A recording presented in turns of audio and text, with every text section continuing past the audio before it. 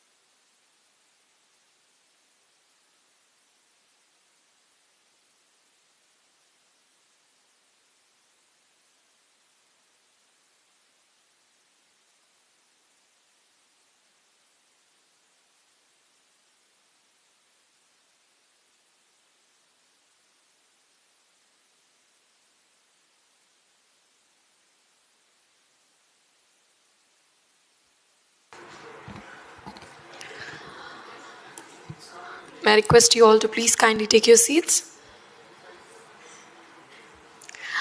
Very good evening, everyone, and a very good evening to dignitaries present over here. I'm super excited to announce the inaugural version of the C.A.S.E Mobility Grand Startup Challenge as a part of Hyderabad E Mobility Week celebration.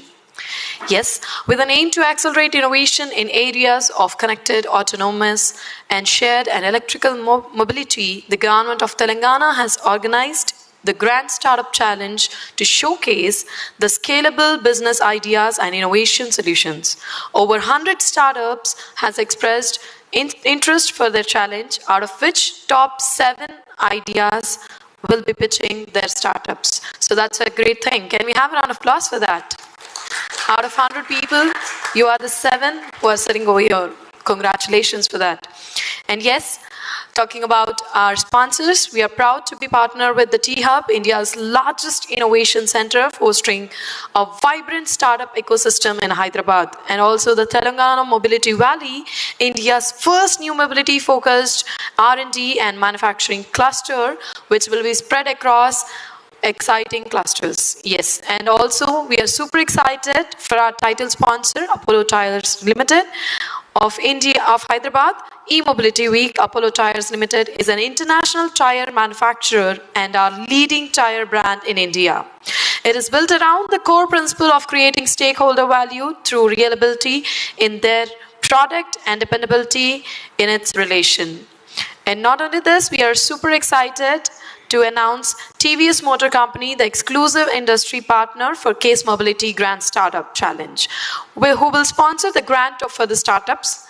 TVS Motor Company is a reputed 2- and 3-wheeler manufacturer globally, championing progress through sustainability for mobility with 4 state-of-the-art manufacturing facilities in India and abroad. And now, ladies and gentlemen, we are super excited to introduce our jury, and here I take an opportunity and privilege to introduce them. Let me introduce first our jury member, Mr. Sasha Rikanek, our VP of ZF Race Engineering.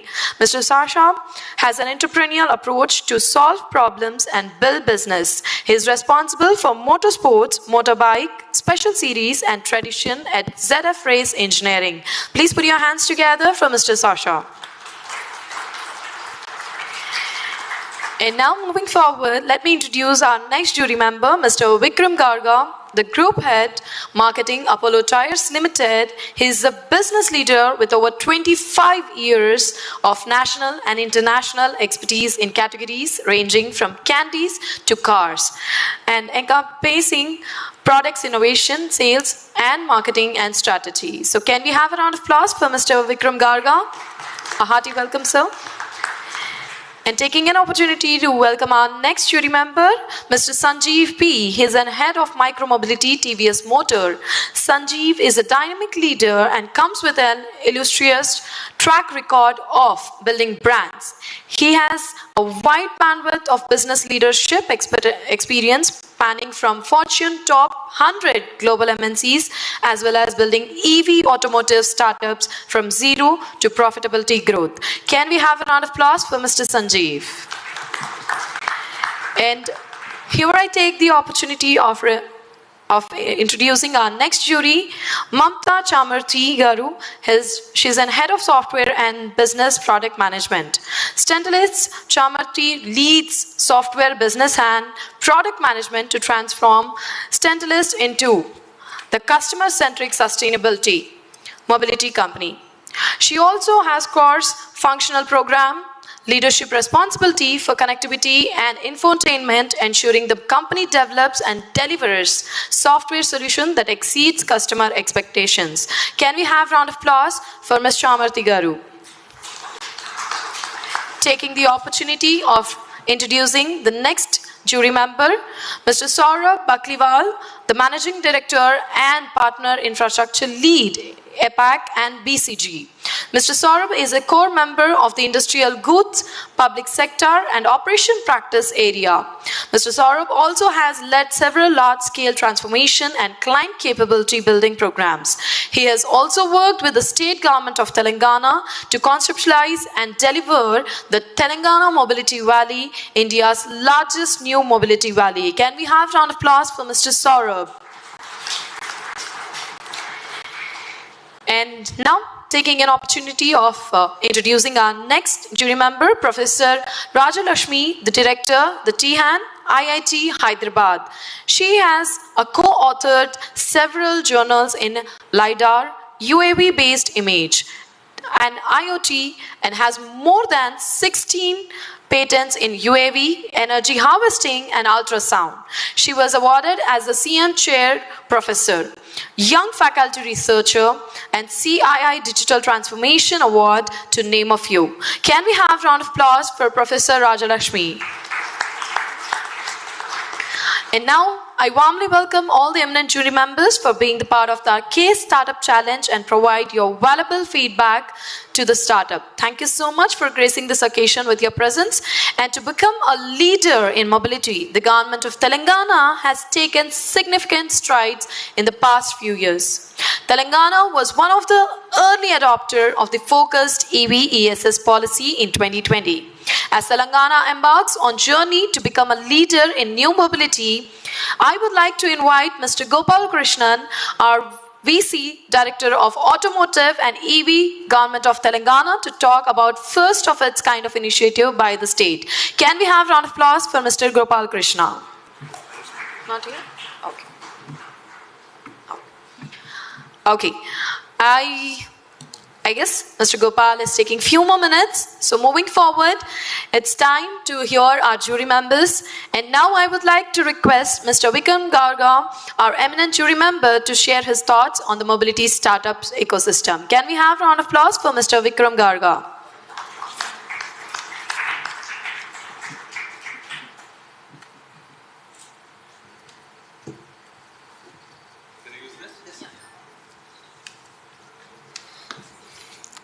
Namaskaram, Hyderabad. I should say that, I'm feeling already 25 years younger.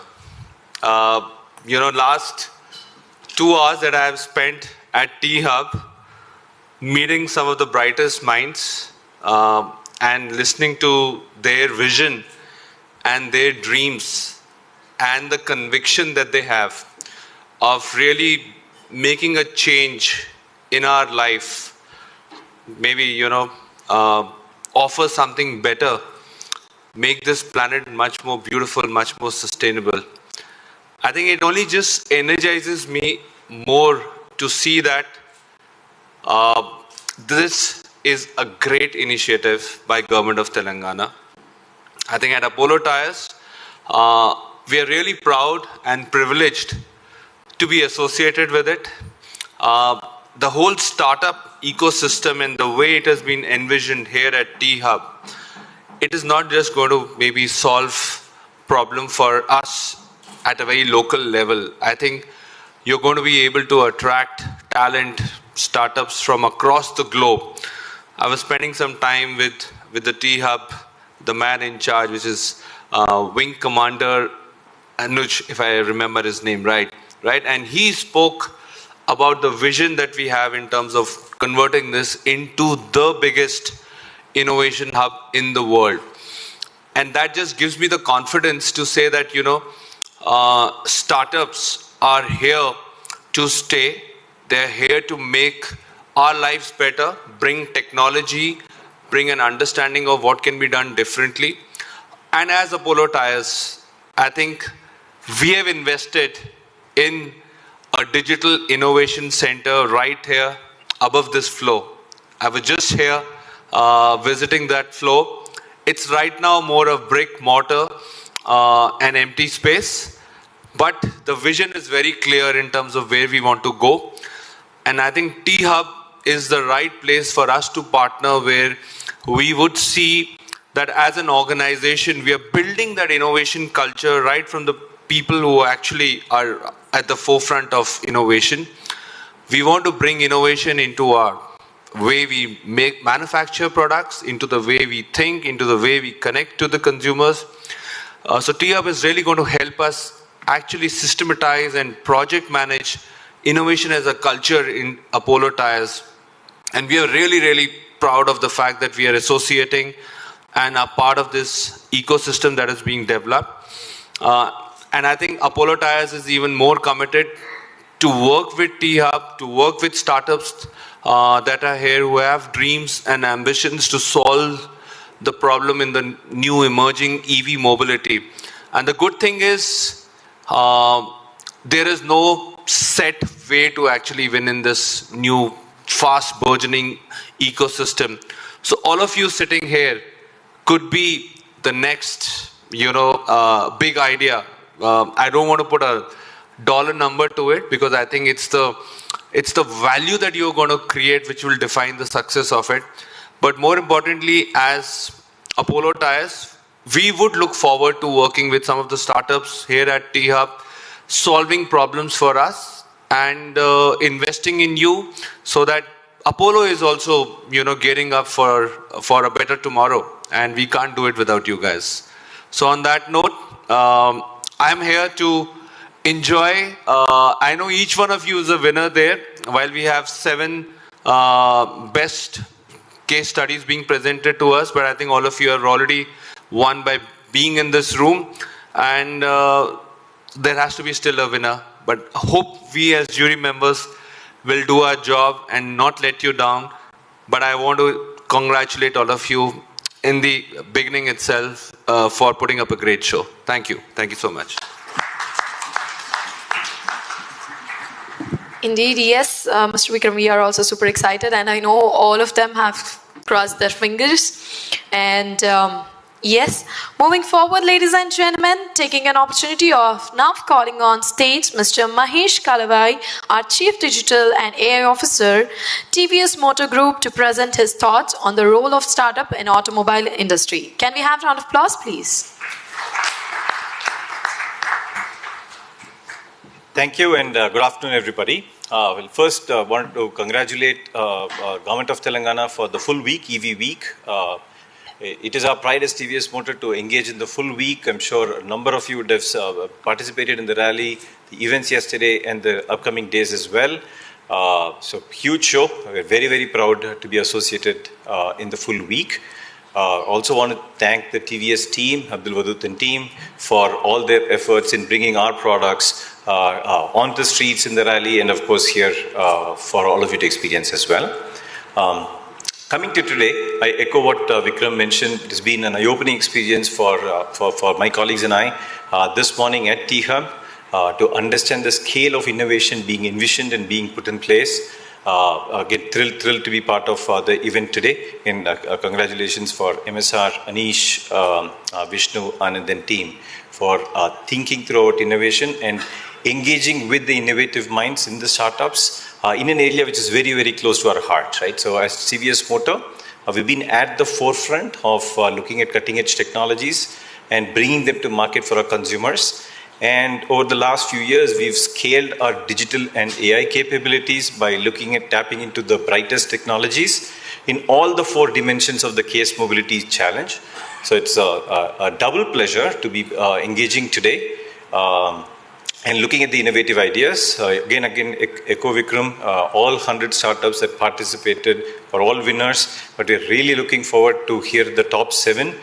Look at their ideas, learn from it, engage with it, and exploring opportunities to working with all of you going forward. All the best, all the 7. Thank you. Thank you so much, sir. And now, ladies and gentlemen, the time is here where we are super excited to hear it from you. And now I would like to give you a brief update about for the participants regarding the format of the finale. Each startup will have maximum of 12 minutes to present, followed by 5 minutes of Q&A session with the jury members. So please do kindly make sure that you follow this format, and the jury members will rate the startup based on originality, feasibility and applicability of problem statement. And basis the average marks awarded by 6 jury members, the top ranked startup will receive a grant of INR 10 lakh rupees. Can we have a round of applause for that? And a runner-up will be awarded with 5 lakh rupees. And in case of startup getting similar points, the grant will be shared by the common ranked startups. So we are super excited. Are you guys excited for this? You got to say it with the hands. Applause. I could see the people sitting at the last are nervous or not excited. If yes, please can we have a round of applause for starting off the finale? Yes. And now, ladies and gentlemen, with a great privilege, I would like to invite the startup Artril, who have developed innovative cathode for sodium-ion batteries as an alternate of lithium batteries. So please put your hands together for the first startup Artril on stage.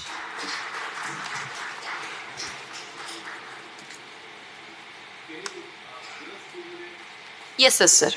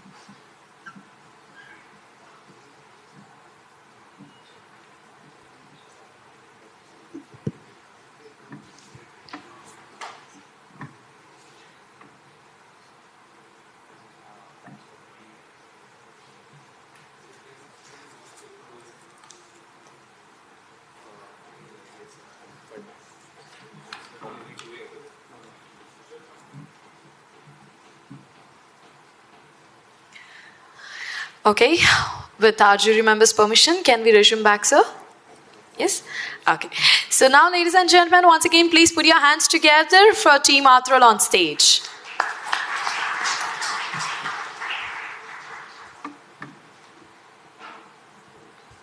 A very good afternoon to everyone present here, and I would like to thank eminent jury.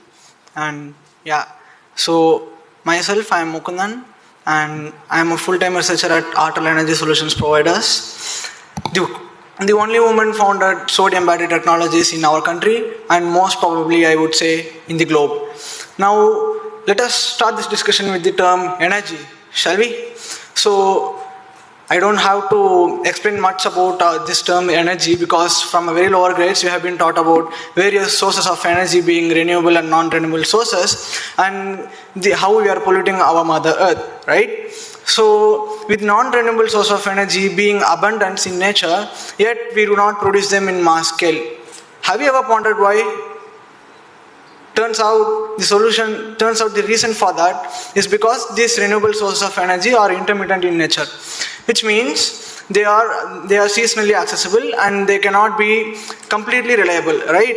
Now, one such solution for this problem is to make some sort of storage from which we can use it for later use. Now, when I use this term storage of electrical energy, we mean batteries, and the moment when we use this term batteries, we mean lithium-ion batteries, right? Because of its upper hand at the battery market. So yeah, with that in mind, I would like to stress upon this fact that India is the second largest oil and gas importer in the world. I mean, seriously, yeah. So with that, in the increase in the demand of oil and natural gases, there is much more price hike that we are experiencing all over our country, right? So with that, in case these conventional fossil fuels are being replaced with electrical ones as whenever possible or wherever possible, as in the case of electrical vehicles, right? So, but if we think about electrical vehicles, majority of the electrical vehicles are being dominated with lithium-ion batteries. Now, the reason for that, yes, of course, there are advantages of lithium carrying higher energy density and so on. But I would like to share about the disadvantages of lithium-ion batteries that are being faced.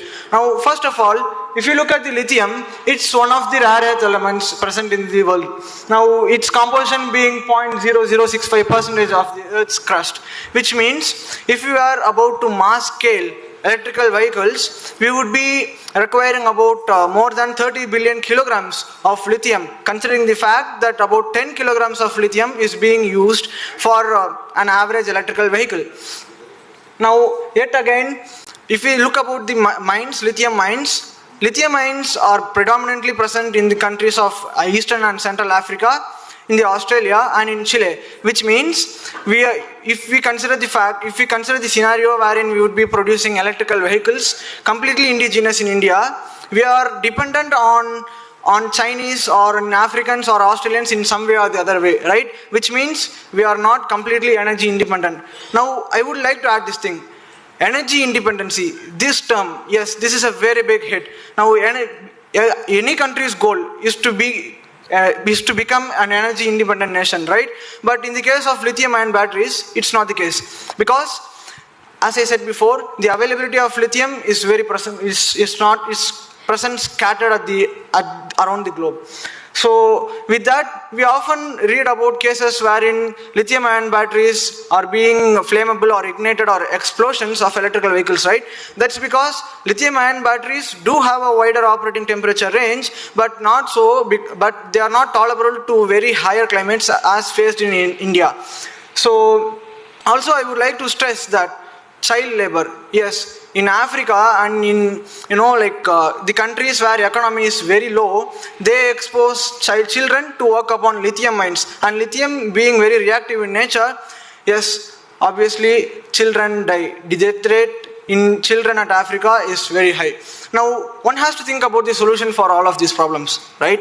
Well, it turns out that the solution might be replacing this lithium with some other element, and turns out this some other element is called sodium. Yes, back to chemistry class, like from 8th or 9th grade, we would be having a chart called periodic table, right? So if you look at the periodic table closely, we would be looking as now what does it mean? Well, they share same or similar chemical and physical properties as well.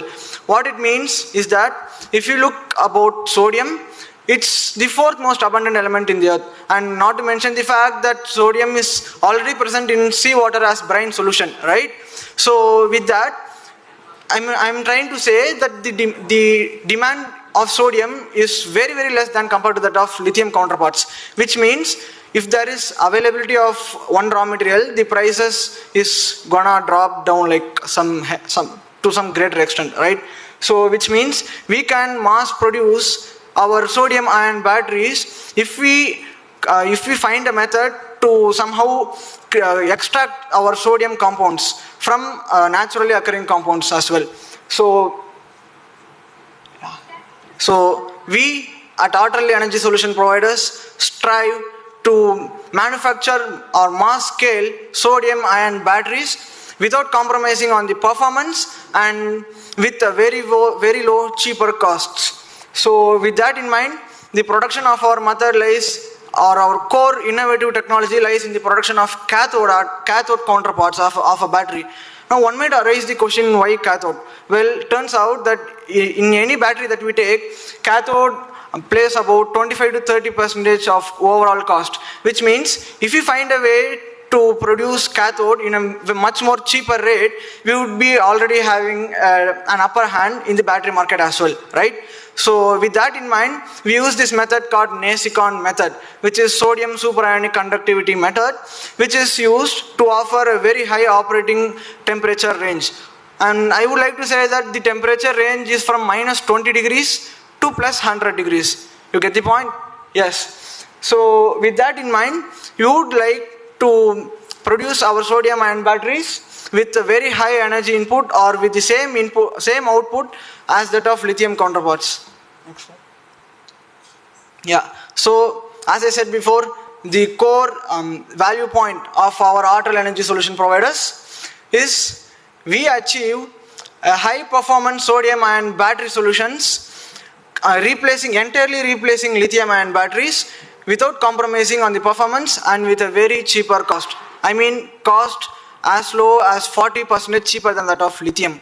So with that, one more added advantage of having sodium is that the sodium has a natural property of charging and discharging its ions way more quickly than that of lithium, which means, yes, as in the case of mobile phones, as we see right now, the users or the sellers advertise their product as fast charging. Yes, turns out even with lithium-ion batteries, we provide fast charging support for every battery applications that we produce. Yes, and moreover, our sodium-ion batteries, compared with lithium-ion batteries, are much more safer, which means they have a very wide operating temperature range, as I said before, and the method that we use to produce this sodium-ion batteries is much more cheaper. And so, with that in mind, I would also like to stress that none of the batteries right now are completely biodegradable or completely recyclable. Yes, even in the case of lithium-ion or lead acid or any sort of batteries, if you take majority, like the vast proportion of the batteries are not completely recyclable or biodegradable. But we at Artel ESP are producing our sodium-ion batteries with more than 75% biodegradability, which means, yes, we can recycle, and with our sustainability goal, we can easily find a way to store this energy in a much more bigger way without polluting our earth. Now, so that's the whole idea of our Artel energy solution providers. Yeah, so yes, if you look into the battery market size, currently, as you can see, one might ask, where is the sodium-ion batteries here? Yes, from now, we don't have our sodium-ion batteries in market, and in the globe, we don't have much proportion for sodium-ion batteries. Now, but we assume that a decade down the line, we would be holding a part of $7.3 billion market, wherein we would be providing our solutions to some small chips and to some greater power, stationary power appliances, which means with the increasing demand for energy storage at stationary power units, we would be holding about $7.3 billion with our sodium batteries. Yeah, so it's time to delve into some past of our company, right? So it all started at the year 2020, where COVID prevailed, and yes, one of the advantages of COVID, as I would say, is that it provided us with an opportunity to think and ponder about the whole energy solutions, the whole energy problem, or the way at which energy is being stored. Now, the last year, 2022, has been a very boon for our Artel energy solution providers. Why is it? Well, as you can see, from the early start of the year, at April 2022, we got our startup as an incubatees at Anna University Incubation Cell. And at the month of September, we got our company officially DIPP certified. And at the month of October, we also won our first prize in local startup meet conducted at IIT Kharagpur. And even we were finalists at ANNIC E Mobility Challenge 2. At the month of December, we got our patent already applied for our cathode manufacturing part.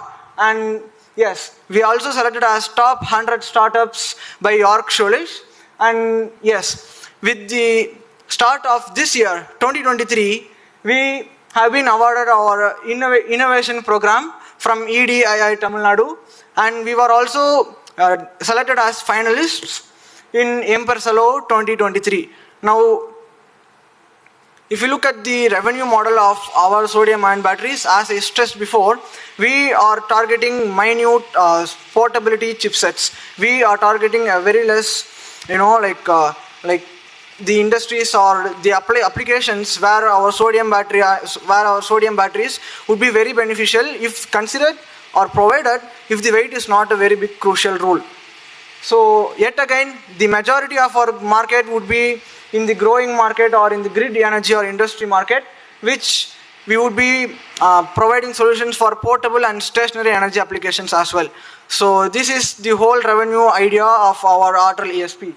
And yeah, coming with the competitors, one such problem with sodium-ion batteries is that we do not have specified standards for grading sodium-ion batteries, which is why we do not have a fixed durability or we do not have a fixed cost yet, because these aren't available in market for large use. Now, if you look at the energy density of our sodium-ion batteries produced with the NASICON method, we have energy density of about 180 to 200 watt hours per kilogram. And we have our patent already applied for the cathode manufacturing part as well, which is the main, the main role, which plays a main role in reducing the battery cost compared with that of lithium.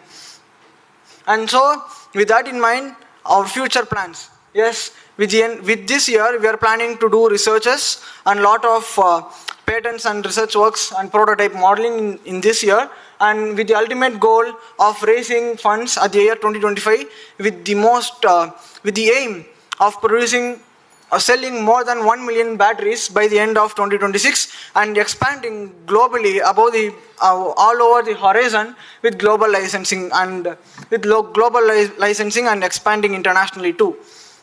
Yes, to summarize, we have our social, economic and environmental aspects. If you look about our environmental aspects, we would be degradable, biodegradable, easily recyclable sodium-ion batteries in the market, and we would be economic, economic as well, with the reduction in the price costs and with, as I said before, and with the energy independency goal too.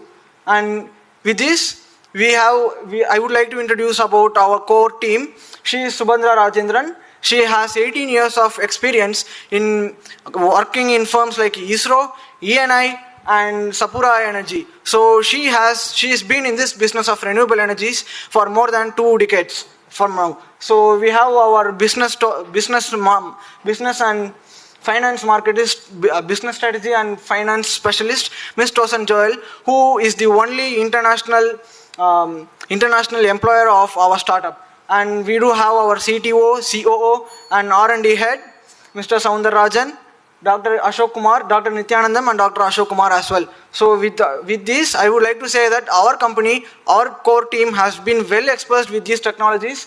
And I would like to conclude by saying that let us start our journey of making green energy accessible, affordable, and available to every citizen in our country. And let's make India a net zero carbon footprint nation and as an energy independent country too. Thanks.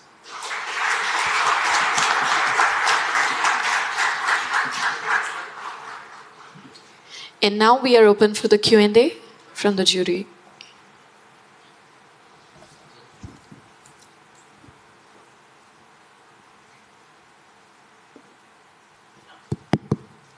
Yeah, thank you very much.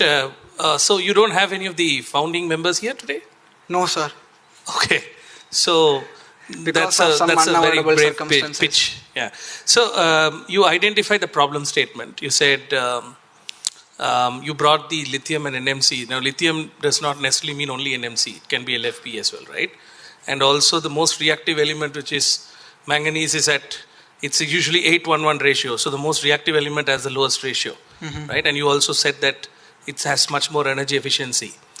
What I was trying to understand through the presentation is sodium ion a good solution? Definitely yes. And you also identified as a brilliant solution for portable applications, etc., right? But your explanation on the NMC was more for mobility. But your solution, you're saying, is for portable products or fixed products. Did I get it wrong? No. The thing is, if you look at the periodic table, or in a layman terms... No, I understand. I understand the periodic table. The problem statement was for mobility. The solution, are you focusing for mobility or for portable and fixed products? No, actually, we have our upgraded research on weight reduction parts of our sodium ion batteries as well, which means that we would soon enter into the mobility market as well. As I said, from now on, like the main concentration... I got the answer. So currently you are envisaging the solution for the portable and fixed products, right? Then your problem statement and this does not match. Yeah, actually, I took the example of EVs, like just because of how battery. Then you should give a solution for that. Anyway, good, very good presentation. A lot of great inputs and really great to know that you've patented the cathode. Yes, brilliant cathode work. Manufacturing process. Yeah, kudos for that. Also, the journey that has come so far is brilliant. So that's the only thing I wanted to check. Yeah, sorry. Hi, so are you Subhatra? No. No? All right. What's your name? I'm Mukundan. Mukundan. Yeah. So great presentation, Mukundan. What I want to know is that you said $7.3 billion is the market size, right? Yeah. And you want, of course, the funding. So if you can tell me, what are your 3 roadblocks currently in terms of the investment needed, and where are you going to be focusing this money on? So yeah, as you asked for 3 roadblocks, I would say. You can start with one if that's the major one. First one is that obviously it's about funds. Like these days, or from 2020 right till 2021 and the first quarter of 2022, we have been bootstrapping our business. It means like we are producing our sodium ion batteries prototypes with our initial costs. So we obviously, fund is a very big roadblock here, because this industry, battery industry, has a very big market size, and we do not have sufficient amounts of funds. So is it for product development, or is it for go to market, or is it for so what specifically is product tested, proven? Yes. It's about commercializing? No, we didn't commercialize yet. That's the biggest hurdle. We are about to commercialize. It's proven. Yes. So, and you have enough number of customers, let's say in the portable application itself, yes, who have vouched and given the recommendation that yes. We have from stationary power applications, like the bigger auxiliary units that we use in electrical and electronic industries. And what do you think is the size of that market? Yeah, as I said, the size of that entire market would obviously, like hit greater than $7.3 billion. So as like, what do you say, like to play a safe game, like in terms of customers and in terms of availability of our product, on in like what's the maximum extent that we could deliver, because we are just a small startup company and we didn't yet we didn't do some MOUs yet with larger firms till now. So that $7.3 billion market is what we could be capable of producing, or we could be capable of delivering without being dependent on some other electrical energy companies or battery companies. And how are you priced against the competition? Yeah, sorry?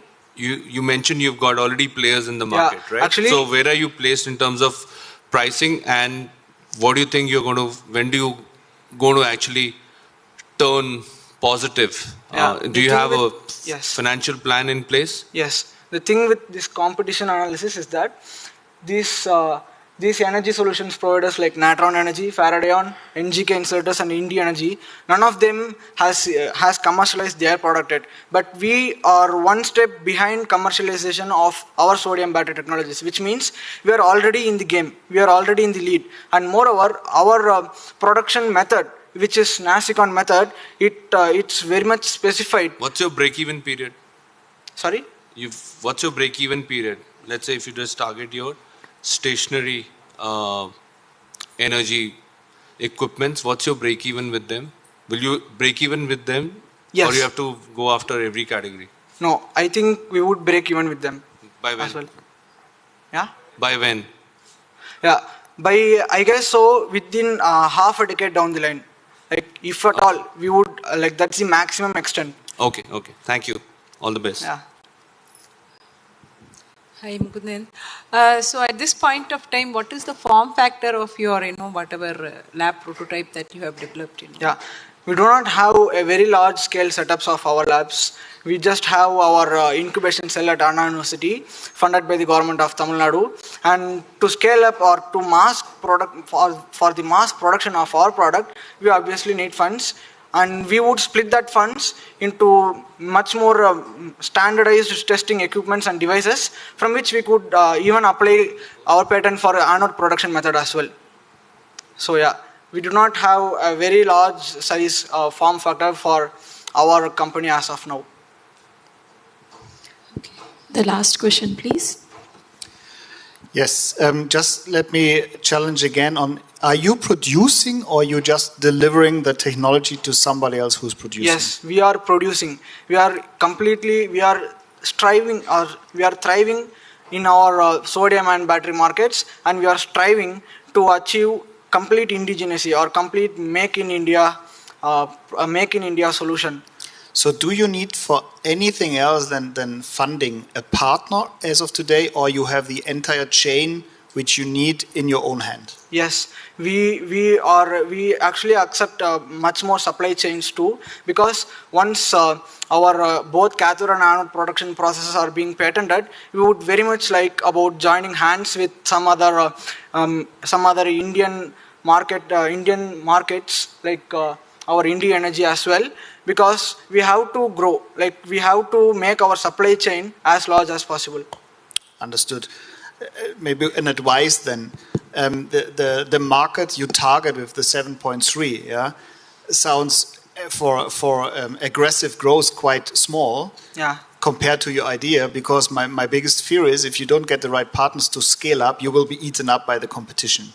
Yeah, and so maybe you need to look into how to gain speed and momentum. Yeah, because the idea is great, but how to excel this into the industrialization is a big topic. And if you do on your own, that's why I asked, do you have partners? This can slow you down in an unhealthy way. Yeah. Thank you. Okay. Just one clarification. Hi, I'm here. Sorry. Do you have a prototype Yes. of this battery Yes. which is applicable in mobility in Yes. automotive No. sector at the moment? No. And if not, how far are you from building a prototype like that? Because one of the problems of this technology is energy density, right? And which is why it becomes very difficult to use this in the Yes. mobility sector. So just Yes. wanted to understand how, where are you along that curve, and what is your sort of expectation of building a prototype for an automotive sector? If I could add to that, how scalable is it? I think I go back to your point. You want to go from 0 to 1 million units. And that's kind of a scale, is unless you decide the form factor and you've tested all of those and you looked at a ramp-up plan, it's going to be very difficult. So yeah, I would like to answer first of all, like as you said, sir, like our as I said before too, like we are currently researching about upgraded weight reduction technologies of our sodium-ion batteries, which means it's a fact that sodium has much more density than that of lithium, so it makes it unfit for automobile applications right now. Like I'm not speaking of the future. It's because we are working on it, and we are also synthesizing with nanoparticles of like we are completely we use separate technologies for manufacturing of cathode and anode using nanoparticles, because to reduce the weight as well. So, and one more thing, as the ma'am asked, so yeah, as she said, it's we are looking at exponential growth, like starting from scratch to $7.3 billion in market, right? So first of all, the first step with commercialization, as I would say, is to provide coin cells, start from low. Like we are gonna start from low, like selling our first initial coin cells to the market, and then we are based on our customers. We already do have some electrical and electronical manufacturers, and we do have demand for stationary power appliances. With that, we would be growing, like with that, first of all, we would be selling our coin cells, and then we would be growing about getting into stationary power application units, and then with that, if hopefully, if positively, we are to get funds, and if we get some high form factor or high research lab scales, we would definitely enter into the mobility sector as well. So which means the market that we are targeting about is way more than 7.3 billion as well. Thank you. Thank you so much, Team Atra, for pitching your idea. And now, ladies and gentlemen, let me invite on stage our next startup, Hala Mobility, connecting vehicles through platform. And they are here with their idea of multimodal EV shared mobility platform, with two offering EV as a service and platform as a service for micro fleet operation. Can we have a round of applause for Hala Mobility team?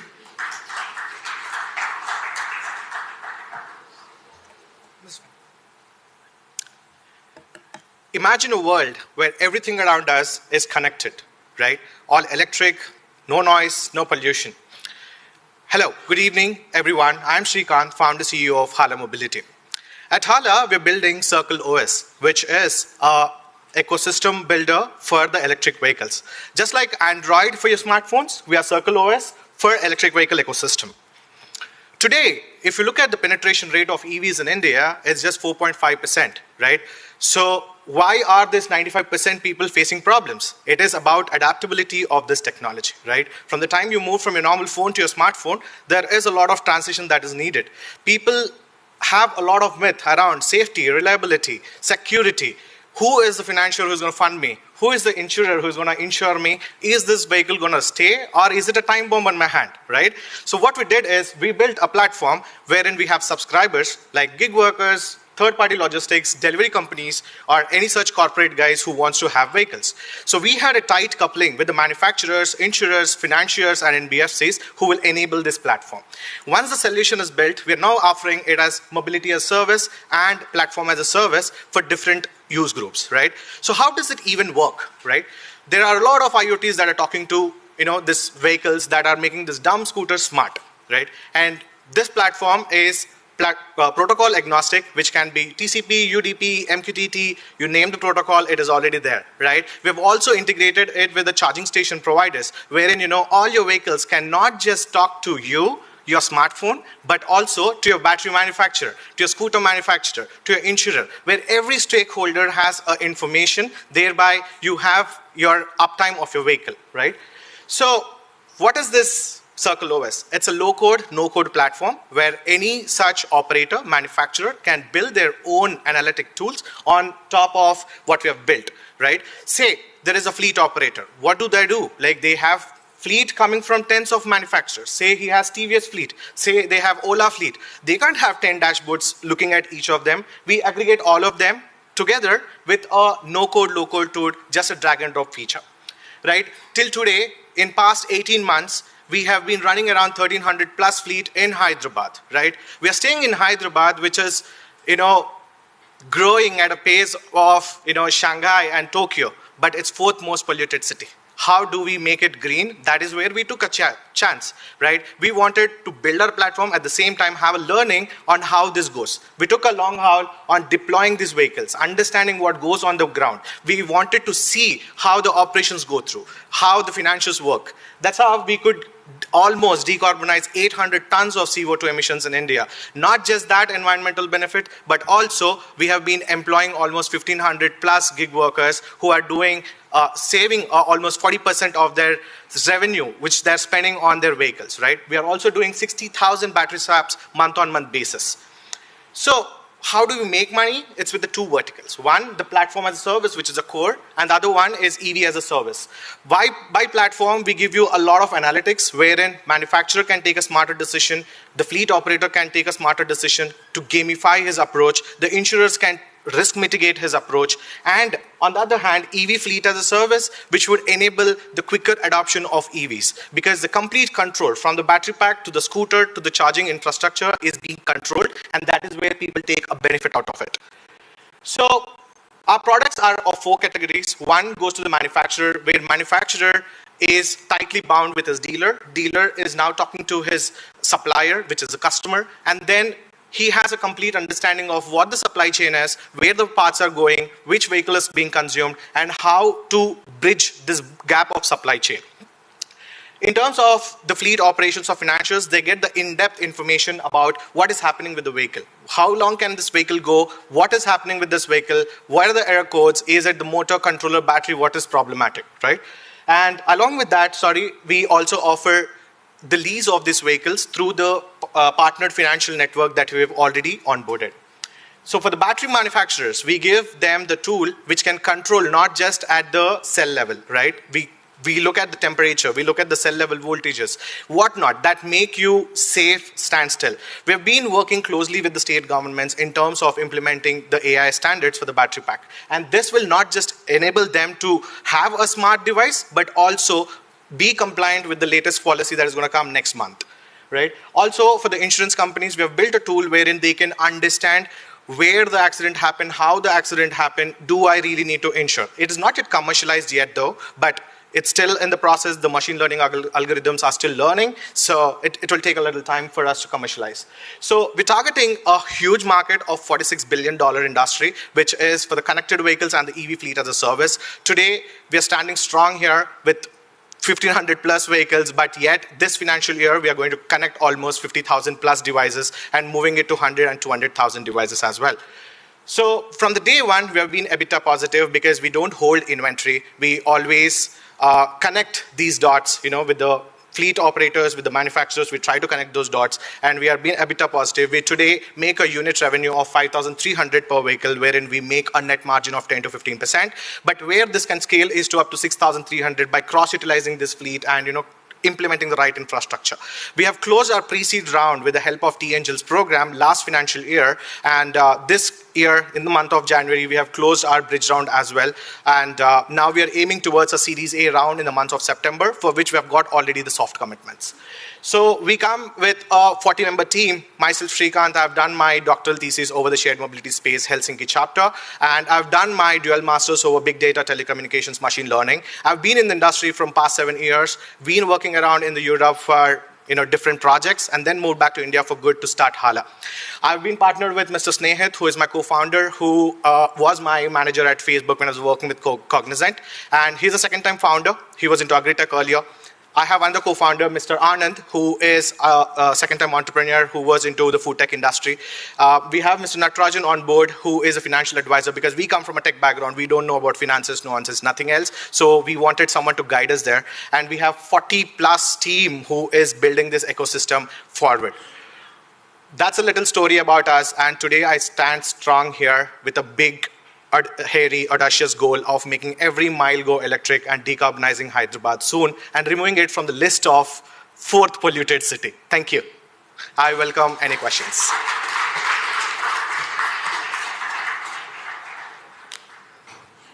Who carries the fleet? You have owned that fleet.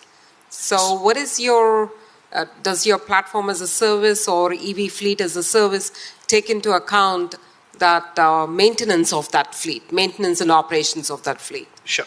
The fleet right now doesn't come under books.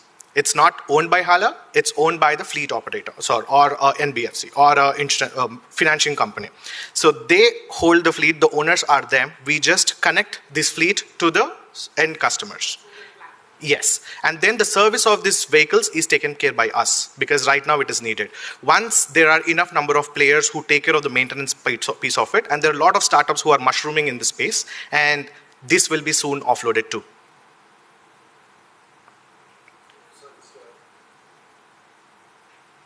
Just a related question to that. So the fleet is owned by the NBFC, operated by the customer.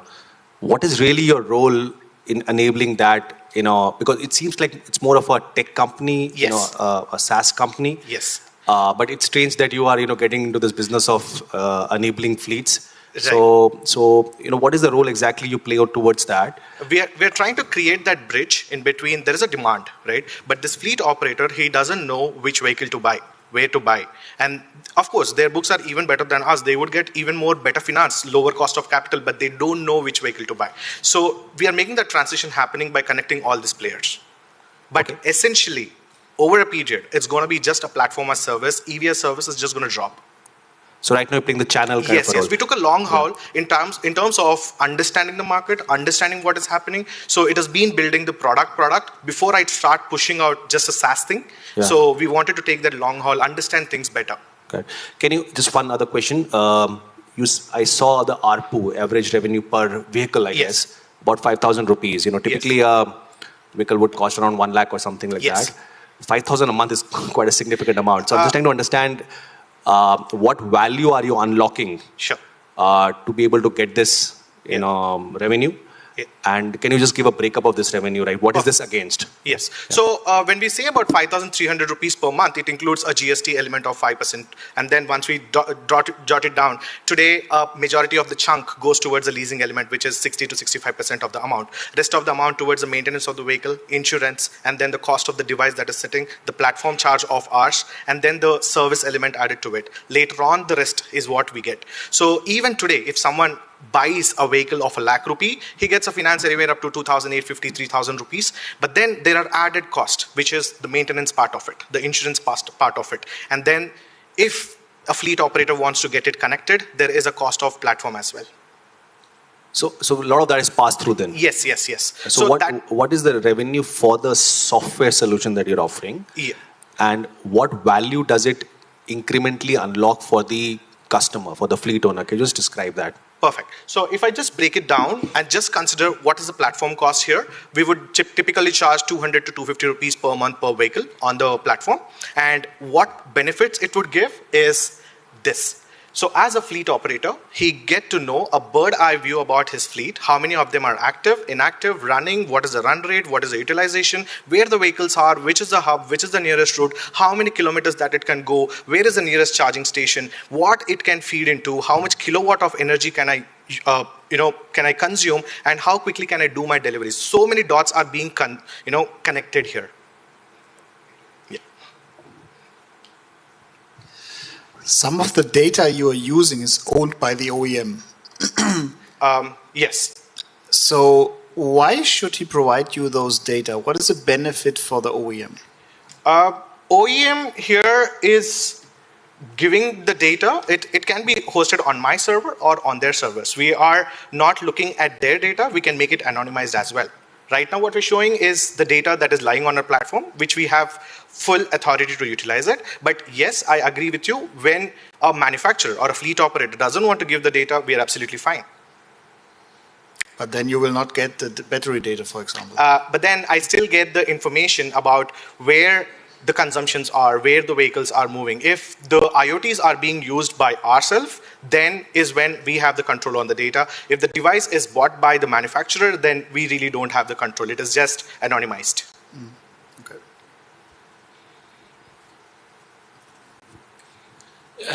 So my question actually stems from the same question that you asked. The OEMs that you're working for today do not have CAN bus in their vehicle. Yeah. So you're actually going for aftermarket IoTs, which is then connecting to your data. That's how you're able to provide the solution. Yes.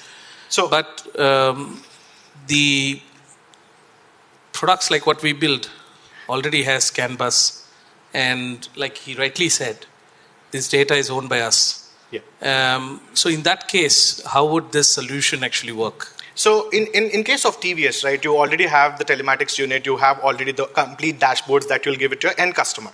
So what we request is if they want to aggregate all the information, look at it like a Zapier, right, where you try to connect your API of XYZ, connect it to something else in between, and then you have a collated information. That is what we do for people who have multiple amounts of fleet.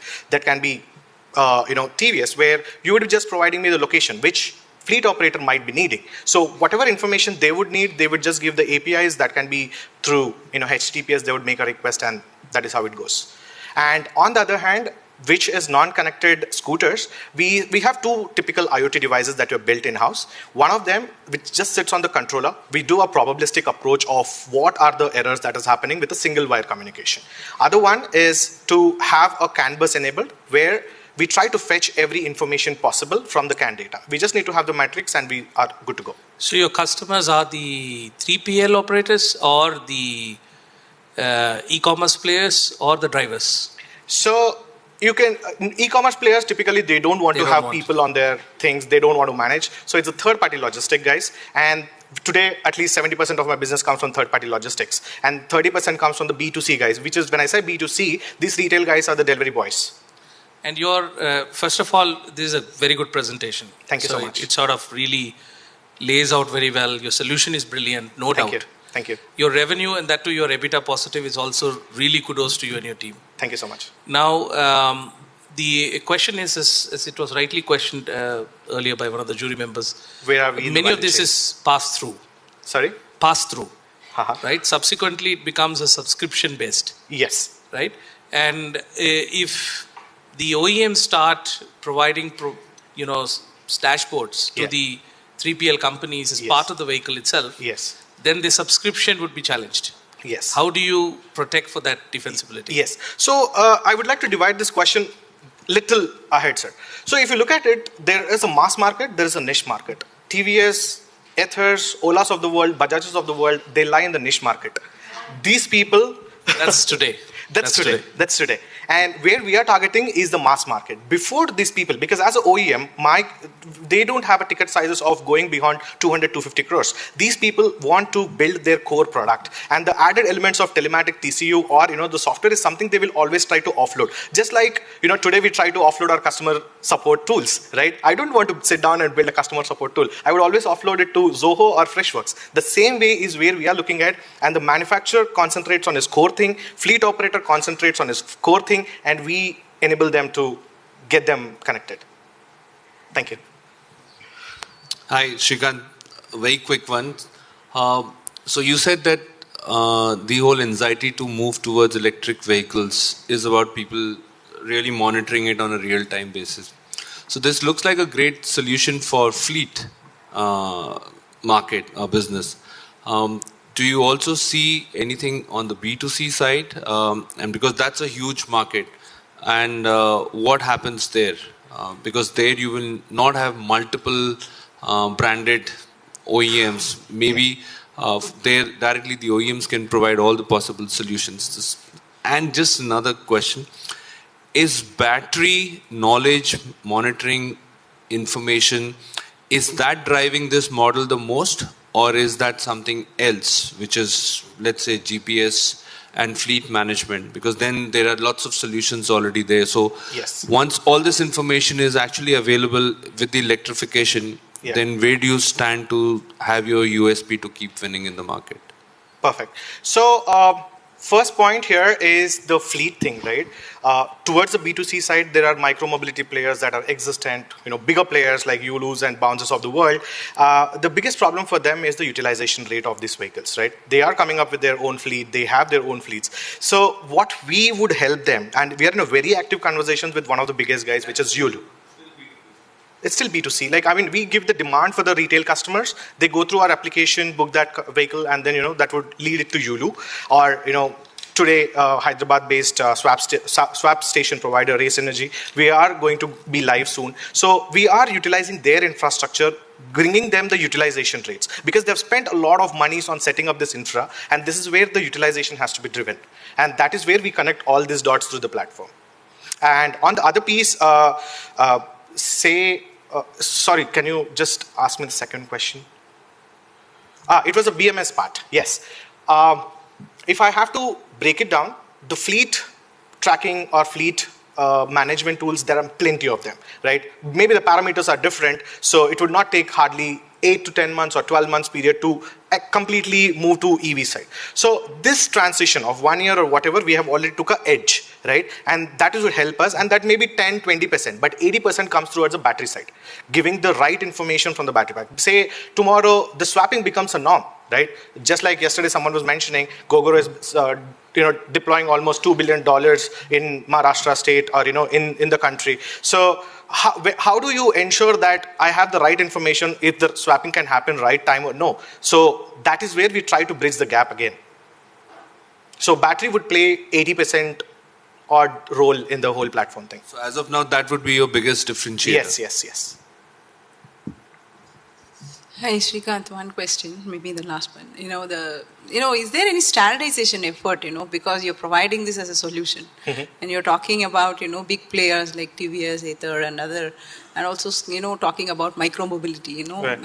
There is, then you're talking about a bigger market and things like that, unless otherwise there is some standardization incorporated in your product, how will you scale up? Right. So, madam, if you look at it, we need to, right now, at the scale where we are, in terms of whatever shared mobility is, it works beautifully for closed group environment, not for an opened environment, right? If it is about the fleet operators, if I'm connecting them with ABC battery swap infrastructure and XYZ scooter manufacturers, and I know which battery packs fit into what, and again, it's a matter of conditions, right? So standardization really doesn't need at the moment, but it is needed for the success of the ecosystem. Thank you.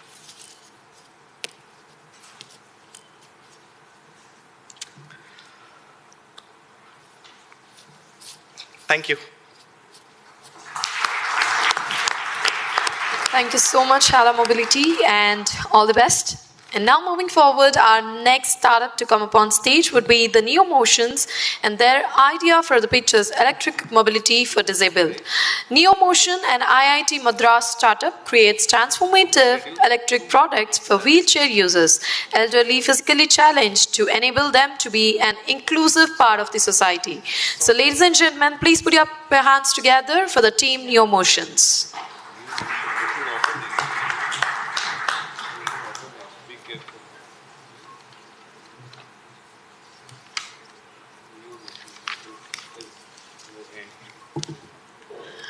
We'll take up 1 minute because we have one small update to be done for them.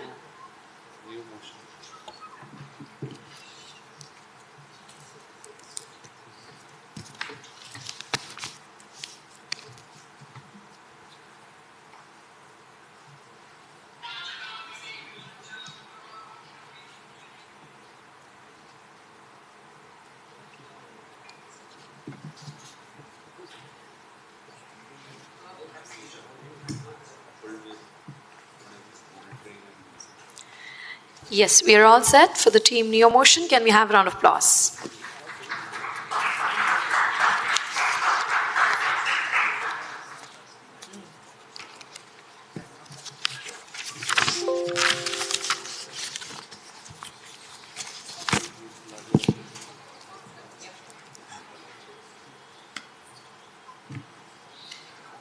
Very good afternoon, everyone. I had a video in the presentation. Seems like I won't be able to play. Maybe I'll just play it at the end of it. Myself, Swastik Dash. I'm the co-founder and CEO of Neo Motion. I'm from Chennai. There has been so much of development that has happened around. But how many of us see wheelchair users in our daily life? What happens is most of them are confined to the four walls and invisible in the society. Even with changes of infrastructure, all the mobility that we are talking about, why this change has not happened. About 5-6 years before, we traveled across 40 locations in India, interacted with close to 200 wheelchair users, and what we found that this problem is because of the kind of products that are being used. Most of you would have seen this wheelchair and that scooter. This is what is typically used for indoor mobility. Imagine if all our shoes are of size 14. Imagine if all our shoes are of size 14. Yes, we are wearing shoes, but can we really walk? And that's exactly what this wheelchair is like. It's a one size fits all. Not really useful. It's there, you see, it's a chair with 4 wheels, but you really cannot do anything with it. When it comes to outdoor mobility, we'll have the scooter modified with the 2 wheels on the sides. But imagine if I'm a wheelchair user. I'm sitting on a wheelchair which is at this height. I need to shift from the chair to the scooter. Then somebody just has to help fold the wheelchair, put it at the back of the scooter. I'm always dependent. Or I may hire an auto rickshaw or I may rent a car, but I'll always need somebody's help. That makes people always dependent. And that's what we're trying to solve with our products, NeoFly and NeoBolt. NeoFly is a personalized mobility device which you can use indoors, and NeoBolt is an add-on that converts the chair to a bike. I'll just finish the presentation and then I play a YouTube video probably. This is what the video was there. So NeoFly comes with 18 customizations. We take the user's body measurements, we fit it to that particular user so that you have a great posture. Whether you're moving on the wheelchair or not, you're sitting on it for 4 hours to 10 hours. You should not have a back pain and a shoulder pain. It allows for that. It's very smooth to propel. We talk about the torsional stiffness of bicycle frames, where it saves energy. That's what we do in NeoFly. It covers 3 to 5 times more distance as compared to conventional manual wheelchairs. The fastest marathons and half marathons in India are on NeoFly. It's very compact in size. Our houses are small, lifts are small, bathrooms are small. It can go inside all of them very easily. And when users sit on it, they feel good and confident about themselves. Their body language changes, and their approach and outlook towards life is also very different. It's priced at 43,000 rupees. NeoBolt is an add-on which the user can simply clip on to the wheelchair as they're sitting on it without taking anybody's help. It'll just take you about 6 to 10 seconds to attach it. It's powered by a battery pack. You can go outdoors, goes up to 25 kilometers maybe on a very uneven terrain. If it's a very good terrain, you can go as high as 40 kilometers also. Built for most of the Indian roads. And yeah, it offers a low-cost mode of outdoor mobility, which was earlier not present. Neofly, Newbolt together at priced at 1 lakh. You can buy at an EMI of as low as 4,000 rupees a month. We started our commercial sales in 2020. We presently have 2,400 users pan-India. Let's see what some of the users have been able to achieve. Those of you who were there and participated in the rally yesterday, you would have seen a lot of Newbolt users were there. So this is one image from Chennai. We wanted wheelchair users to be visible in the society, and that's what they're doing. They're being a part of the mainstream society where they're participating in bike rallies. Around 50 of them are doing last mile food delivery services where they're earning a means of livelihood which they did not have earlier. Some of them are traveling in metro trains to go to their office. Some of them are simply going to their farms. So, like for example, Suresh is an ex-serviceman. He was injured in the war. And then he went back to his village. And he has a farm. Now he takes care of his farm. So we have been growing almost 4 times year on year from the year we started operations. So this financial year, we project to close with 16 crores in revenue and about 1.3 crores in net margin. We started with digital marketing and test drives, what was our first channel. The last year, we added CSR and NGOs as one of the channels because many of them are unable to buy and pay for their own products, so we get sponsorship. And we've also started working with the state government. So last year we started with Tamil Nadu government. Now we are in talks with Karnataka, Kerala, with the other state governments. And there are a few other channels which are in progress, like retailers, hospitals and medical professionals, the first point where the users will come and get in touch with. Our manufacturing is located in Chennai. We do outsourced manufacturing and in-house assembly. We have a 16,000 square feet facility. We are a team of 50 members. 25% of our team members are people with disability. Our sales teams consist of wheelchair users. They answer the calls, so the empathy is there. And in our shop floor also, we have people with speech and hearing impairment who are ITI trained, who do the assembly operations. Our core team member are all alumnus from IIT Madras. That's our common connect, and that's where we started our work. Our next 4-year goal is to achieve 1 lakh users per year and to have a revenue opportunity of about 200 crores, what we are looking at.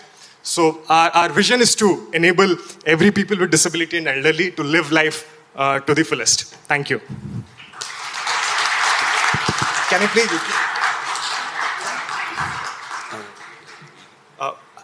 I'll take some questions and I'll also play the YouTube video also. You want to play that first?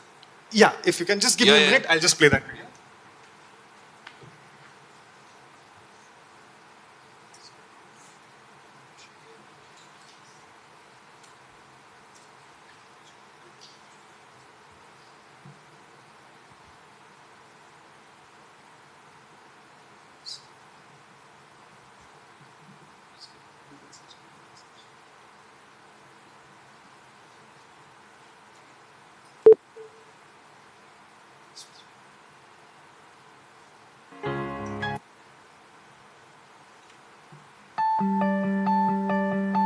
मेरा 2011 में दोस्त के कंधे पर से गिरने के कारण मेरा शरीर पैरालिसिस हो गया था।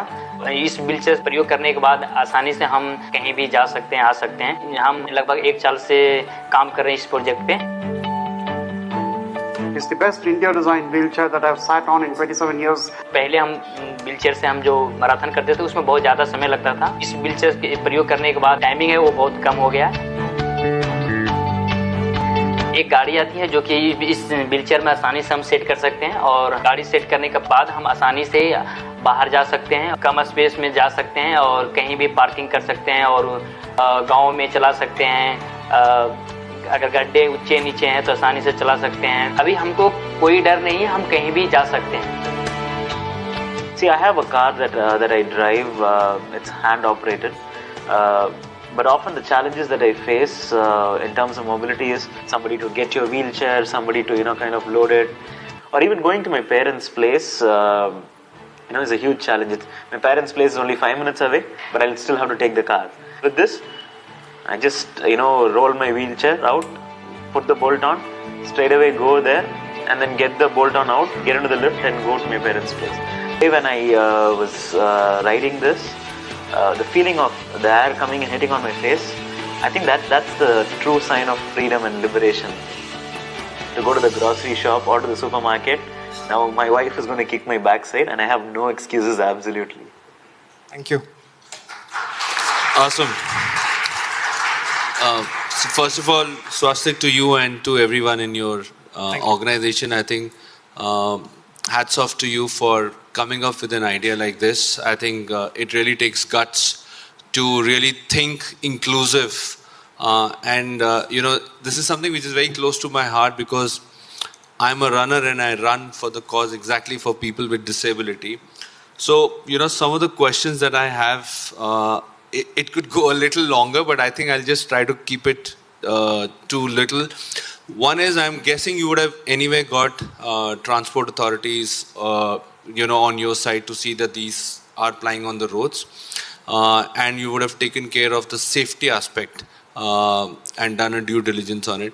I think the biggest challenge that at least I find, and I want to know, have you looked at and built it in your model, is about accessibility for wheelchairs, and in this case, getting more and more people buy into it, because today the world is not inclusive. The cinema halls, the offices, the public places, and that's the biggest challenge for people to actually step out and come back. So while you are solving the problem of motorizing it for an outside application, but biggest challenge is people buying the wheelchair itself for them to, be self-reliant or, don't depend on the others. And that, I think, would be a big game changer. And have you looked at how do we therefore find that accessibility to the society outside is enabling more and more of this for it to succeed? And if you can throw some light on that. Yeah, absolutely. I'll answer this question through a few examples and anecdotes. I don't have statistics to do it. So this is how the society works. Why should I build a ramp if no wheelchair user is coming? Why should I invest in an infrastructure when there is nobody there? What we have seen with our users, they keep visiting, for example, one particular shop, third time, fourth time, and the fifth time the shopkeeper has come forward and say, okay, I will put something for you, where can I probably have a low cost solution? So it's a chicken and egg problem. Our approach has been, let people start going out, let them visit somewhere. You take some help, but eventually if people are out there, changes will happen. And that's how we have been advocating it and saying to all our active users. And we provide them with, there are now low cost portable ramps, and there are multiple suppliers on Amazon where they can buy it. And we provide them those links. You can just buy it over there. And so this is how we are trying to build the ecosystem. So yes, can infrastructure be changed, should be changed? Yes, but should that be done now? We cannot enable that. What we are saying, you go, if somebody sees you for 5 times, 5th, 6th time, they will set up a system, and we have seen those changes happening. Yeah, first of all, congratulations. And I don't know if everybody recognizes the same man who came on Shark Tank India. And it's the same t-shirt. So he is already well trained to handle really tough sharks. And I'm not going to ask about your revenue and all that because I saw that episode. And I must tell you, I got really emotional after seeing that.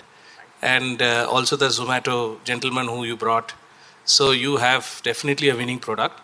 I recently got acquainted to this product because my wife's sister met with a very serious accident. And obviously she's got some 8 fractures, her Innova turned turtle, and she had a lot of problems with a sort of leg fracture and all that. And obviously she's going to be on bed rest for about 2-3 months. And the standard electric chair product is almost 85,000 rupees, 80,000 rupees. Yours under $1 lakh is already a winner in my opinion. The only thing that you may want to consider is how we got access to that wheelchair was at 5,000 rupees a month. So there is an industry that's coming up on medical equipment for rent. Yeah.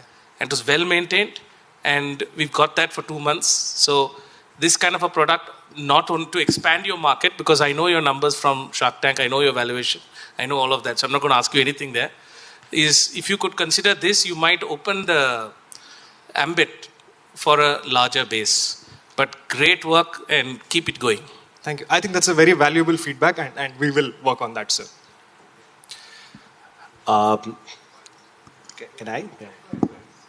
So no, again, once again, really excellent work and a fantastic cause, and of course, doing it in a profitable way is actually the right way to do, to do this this social venture, if I can call it. My question is around, you showed you're already making profits on it. You have a product, you have a product market fit, you're scaling up. I want to understand what is the next thing that you're working on, and if you win this, get the funding and so on, how will that help, right? What is your now next goal towards this venture? Sure. So, I'll probably answer that by saying some of the roadblocks, that one or two roadblocks that we have and what we are working at. See, how this market has evolved is like it's primarily been a donation-driven and a sponsor-driven market. So, with that in mind, the metrics is usually quantity and not the quality or the life cycle cost or the overall value. So, a lot of our job that we do is, yes, you are spending. Anyway, you are spending so much in a 3-year or a 4-year period. Don't just look at a 1-year cost and 1-year number. Look at it as a 4-year cost and a 4-year number. Now, that's like a market creation and activity, which is one of the largest challenges that we have, which we will solve for this particular segment. And the other thing that we are looking at in next 8 years and 10 years, elderly will be a very, very large segment who would need assistive products over there. And that is the next set of, we have another 10 more products which are in our portfolio. We are working on the next 3. And which the next 3 are in the disabled sector segment itself. But after that, the next set of products are in the elderly segment, and which will solve the larger mobility problem and also bring growth for us.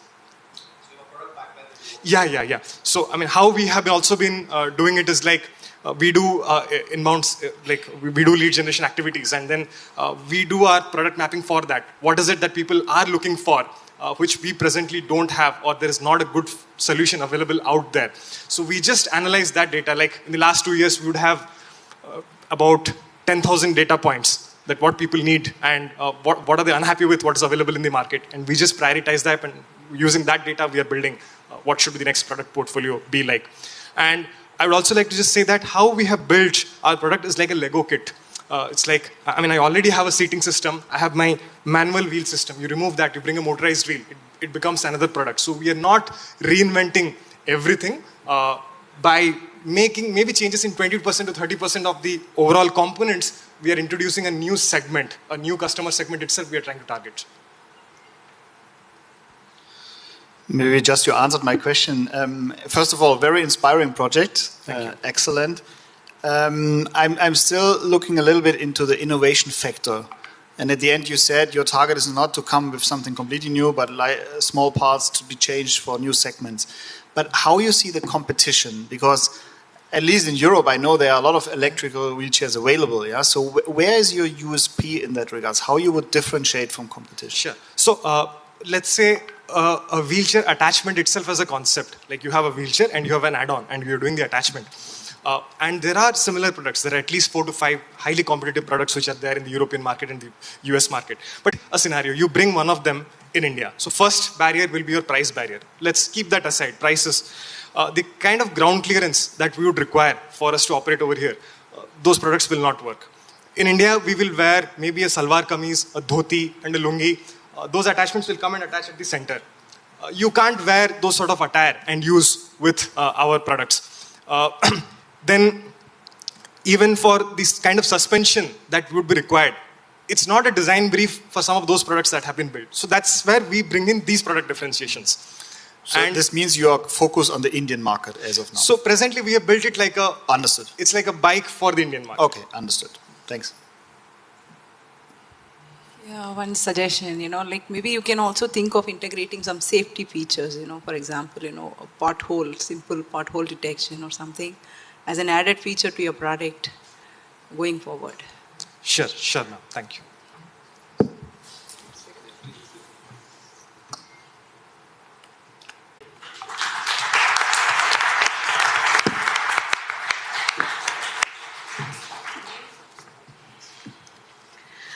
Thank you so much for the team NeoMotion. And now, ladies and gentlemen, I know we are getting super excited to hear the next idea. And for pitching the next idea, may I now invite the team AutoNext. They are pitching the idea of driverless electric HCV, and they are into building driverless electric tractors and high voltage electric powertrains. So can we have a round of applause for the team AutoNext? Hello, my name is Kaustubh Donde. I'm the founder and CEO of Autonex Automation. So we are a company based out of Mumbai. We've built an electric self-driving tractor. We are India's first electric and self-driving tractor. So basically, as a company, we are focusing on high-torque electric powertrain and off-road automation technology. Before I start the presentation, I would like to show you the video of our product so that we get a context of what we are building.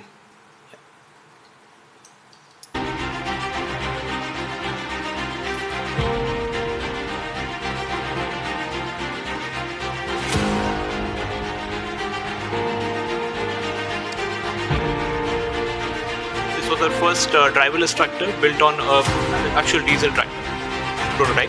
We have 3 different variants, 20 HP, 35 HP and 45 HP. We have an entire fleet that caters to almost 80% of the Indian demand and 60% of the global demand. This is our biggest 45 HP tractor, 100% electric. We have built various prototypes. We have tested it on actual farms. India, as you know, has a lot of different varieties of soil types, climatic conditions. We have tested all of that with our prototypes.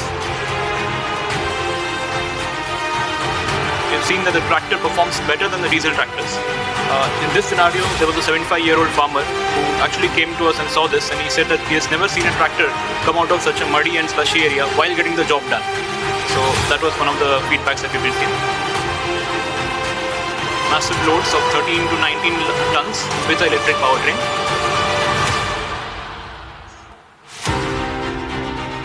Even applications like these baler, I think everybody knows about pollution issue in Delhi that is happening because of the agricultural waste that is getting burned. Now government has mandated to collect that with the baler, and our tractors are already working on these balers in Punjab and Haryana states. Even in waterlogged scenarios, being electric, everybody has questions. In Bangalore, when floods happened, tractors rescued unicorn founders as well, because they could. They're the only vehicles that could move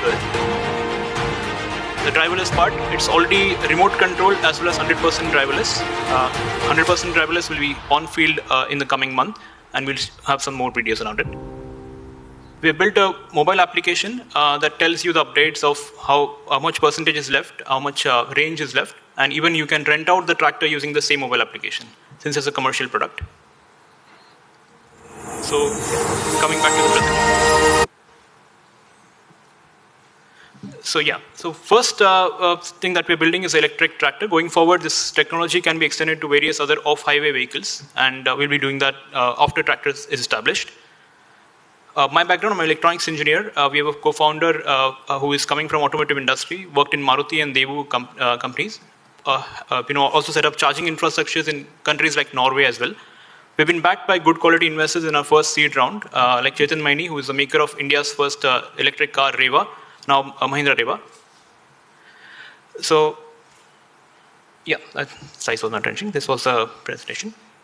So the problem that we are trying to address is basically this. There are almost 394 million acres of farmland in India, and basically labor is required to get the job done on this. I come from a farming background. My family, my grandparents are farmers. I've seen farming very closely. Right from the days when we had ox to get the job done to now tractors. We've seen the shift happen. Most of the relatives actually started selling the tractors back, within 1 or 2 years. I happened to ask them, what was the reason for them to sell it back. So buying tractors is one thing, but operating it is another challenge. So that's basically was the motive behind starting the electric and self-driving tractor. Our tractor does not just get the job done, but also makes revenue for the farmers who are actually owning less than 5 acres of farmland also in India. So we are trying to build this with the electric, making the powertrain 100% electric and making the complete tractor driverless on the field. It's geo-fenced, so you can make the driverless part only on the farm. And the app basically connects with the farmer to continuously update the farmer on how he can improve the efficiency whenever he's going on the field and working. So this is how the tractor looks. We have made sure that the tractor battery also is made in India. It's swappable modules. We can easily, swap the modules just like a suitcase and, get back on the field. The complete tractor is basically, when it comes to powertrain, we have built it in-house. The mechanical components are already available. We're using economy of scale by buying it from the vendors that are already selling it to different clients. Apart from that, there are a lot of sensors that are collecting continuous data, which can be used for making a lot of sense after like crop health, soil health, etc. So first, we are focusing on introducing the electric tractor with the driverless features in coming 2024. And after that, we'll be actually using the AI features to make sure that the tractor learns continuously from each other and perform better every time they go on the field. And the second, basically the last part will be the analysis of data and offering it to the different clients. Even government can use the data that we are actually collecting from these tractors. So what is it that we are doing differently? There are a lot of big players like Mahindra, John Deere, etc. So we are the only company which has built a high voltage system when it comes to electric tractors. We're the only ones who are actually working on the driverless features as well. Also, we have the swappable modules, actual swappable modules. We don't have to replace the entire battery as a box. And also, we are the only ones who are making the real tractors, the big tractors, that is 35 and 45 HP tractors, as you saw in the videos. So this is how the landscape is. We have seen few startups coming up, and they got acquired by big groups like Murugappa, for example. Celestial got acquired for 212 crores. Monarch is an Indian, I think Hyderabad-based individual settled in US. Now he has raised almost 62 million US dollar. So what is different between Monarch and us? Monarch is focusing on only horticulture and dairy applications, whereas we have an entire fleet which can cater to different applications on farm as well as off farm. So interesting fact, tractors are used only 40% of the time on farm. The rest of the 60% time it's used for haulage activities. In India, we use it literally for marriages also, to carry people from a village to a different village. So we already are backed by good quality orders, LOIs, POs in hand. We are focusing on B2B market first. Biomass fuel energy generation companies, like you saw in the video, solar panel cleaning companies are also using our tractors to clean the solar panels, attaching a robotic arm on the tractor. So during COVID times, as you know, almost every hardware mobility startup was facing a lot of challenge. So we built a small product. Being from mobility sector, we built an electric tricycle. Now we are selling it to different NGOs, different municipal corporations are buying it from us. We've already sold 900 units of that. It's a low-cost, variant that just similar to Neo Bolt and the earlier startup did. So we are looking at a big TAM. Almost $67 billion is the tractor market currently. It's about to hit 100 billion by 2028. And looking at the horsepower range that we're working on, we have a $47 billion TAM that we are currently addressing with the range of tractors that we have with us. So we have good quality advisors. We have Mr. I.V. Rao, who is also on the board of directors of the company. He's helping the Ministry of Road and Transport. He's one of the 7 members who's advising him on EV policies of the country. So our plan is very simple. Stick to B2B for the first 2 years. And after that, we'll be doing some road shows, attracting more dealers, distributors on grassroots level. We want to make sure that this tractor goes to every farmer as a source of revenue generation and not just a utility vehicle. Since it's a multi-utility vehicle, it can be used for as a business tool as well. And ultimately, international partnerships are something that we are looking at as a company. We have already received a lot of startup awards. We've also got a LOI from Lamborghini family, the founding family of Lamborghini, to license the name Lamborghini to the tractors once we start production. And that is something that we'll be using in Europe and other countries as a limited edition product to market the overall company. So our plan ahead is to introduce off-road first, then introduce other off-highway vehicles, and also license the technology further to different companies who can make sure that the overall product reaches different players, and ultimately build a universal platform which makes sure that the products like tractor are revenue generation products and not just the utility products. Thank you. Thank you. We can take the questions now.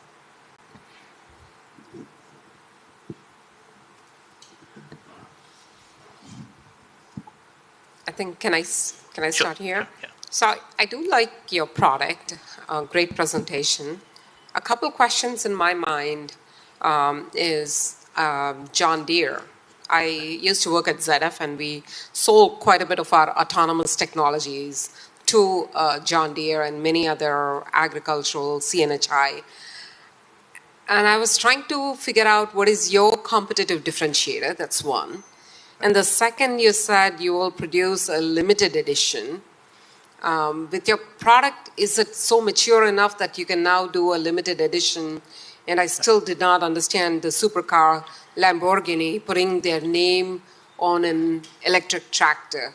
For me, I'm looking at the brand dilution of a supercar to yours is not a super tractor, but correct. I was just confused about the branding also there. Sure. So when I talked about Lamborghini, it's a family who started the company. After World War, they started building tractors first. And after the great insult from Ferrari, they built the legendary car that we know about. They've sold both the car and tractor businesses. And now the family is into licensing their name Lamborghini, Tonino Lamborghini, to different premium products that the family feels heritage to. So they're already doing it to different electric scooters based out of South Korea and China as well. So that's context. And coming back to your first question, John Deere, basically, of course, there are a lot of big players that are already working on this space. Even, Hero could build a, electric scooter, but they ended up, acquiring some stakes in companies like Ather. So startups will always, be the first movers. Once we have built certain, interesting market, like we are already selling 30,000 or, 40,000 tractors a year, then companies like these will look at us as acquisition model or probably enter themselves as well. So, yeah. I was curious about the pricing of the product because, as we all know, more than 90% of farmers are small holding farmers, right? They have less than 2 acres. They don't have capital cost. Just the tractor adoption has been a challenge, right? As you were saying, it went from using ox to slowly now, tractors being, more common in the rural. So this obviously, given its electric technology, you're talking water numbers and things like that. Do you think price, and once I know the price, would that be a big barrier in adoption? And how do you think about solving that problem? Yes, initially, especially in a country like India, the price will be a barrier, which is why we are focusing only on B2B first, so that people get a first-hand view on how the product actually is. TCO is very good when it comes to tractor, total cost of ownership.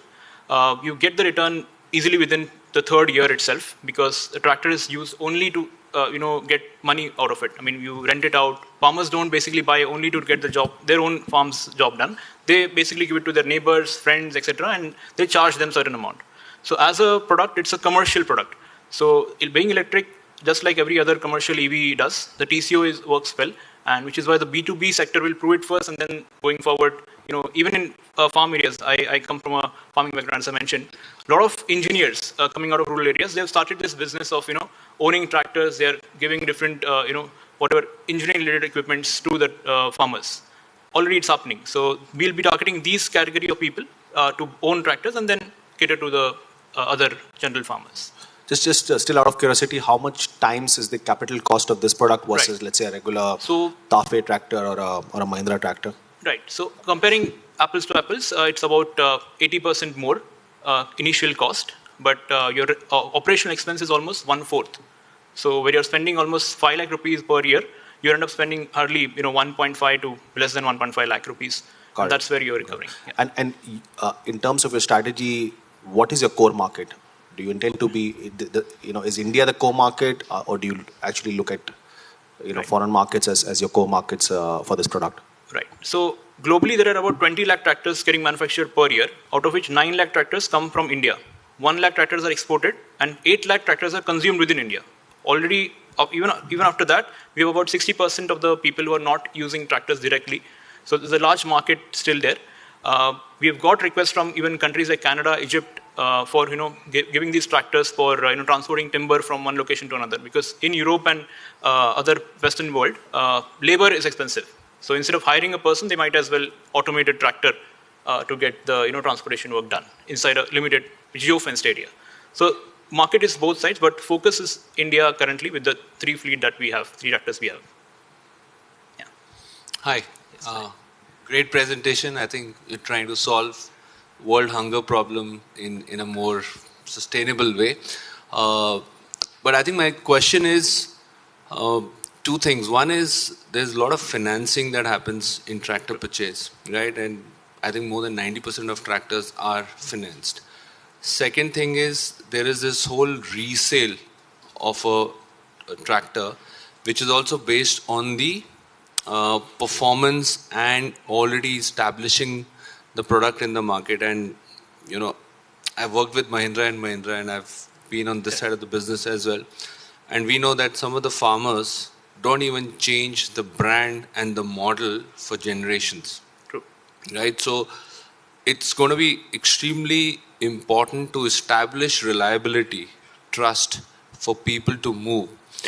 And I think the other point that I heard from you is that you're targeting the small landholding farmers, and they are the ones who perhaps are the last adopters of this new technology, even when it comes to, the existing established brands putting out their new products. And it's usually the large landholding, the richer farmers who would go for it.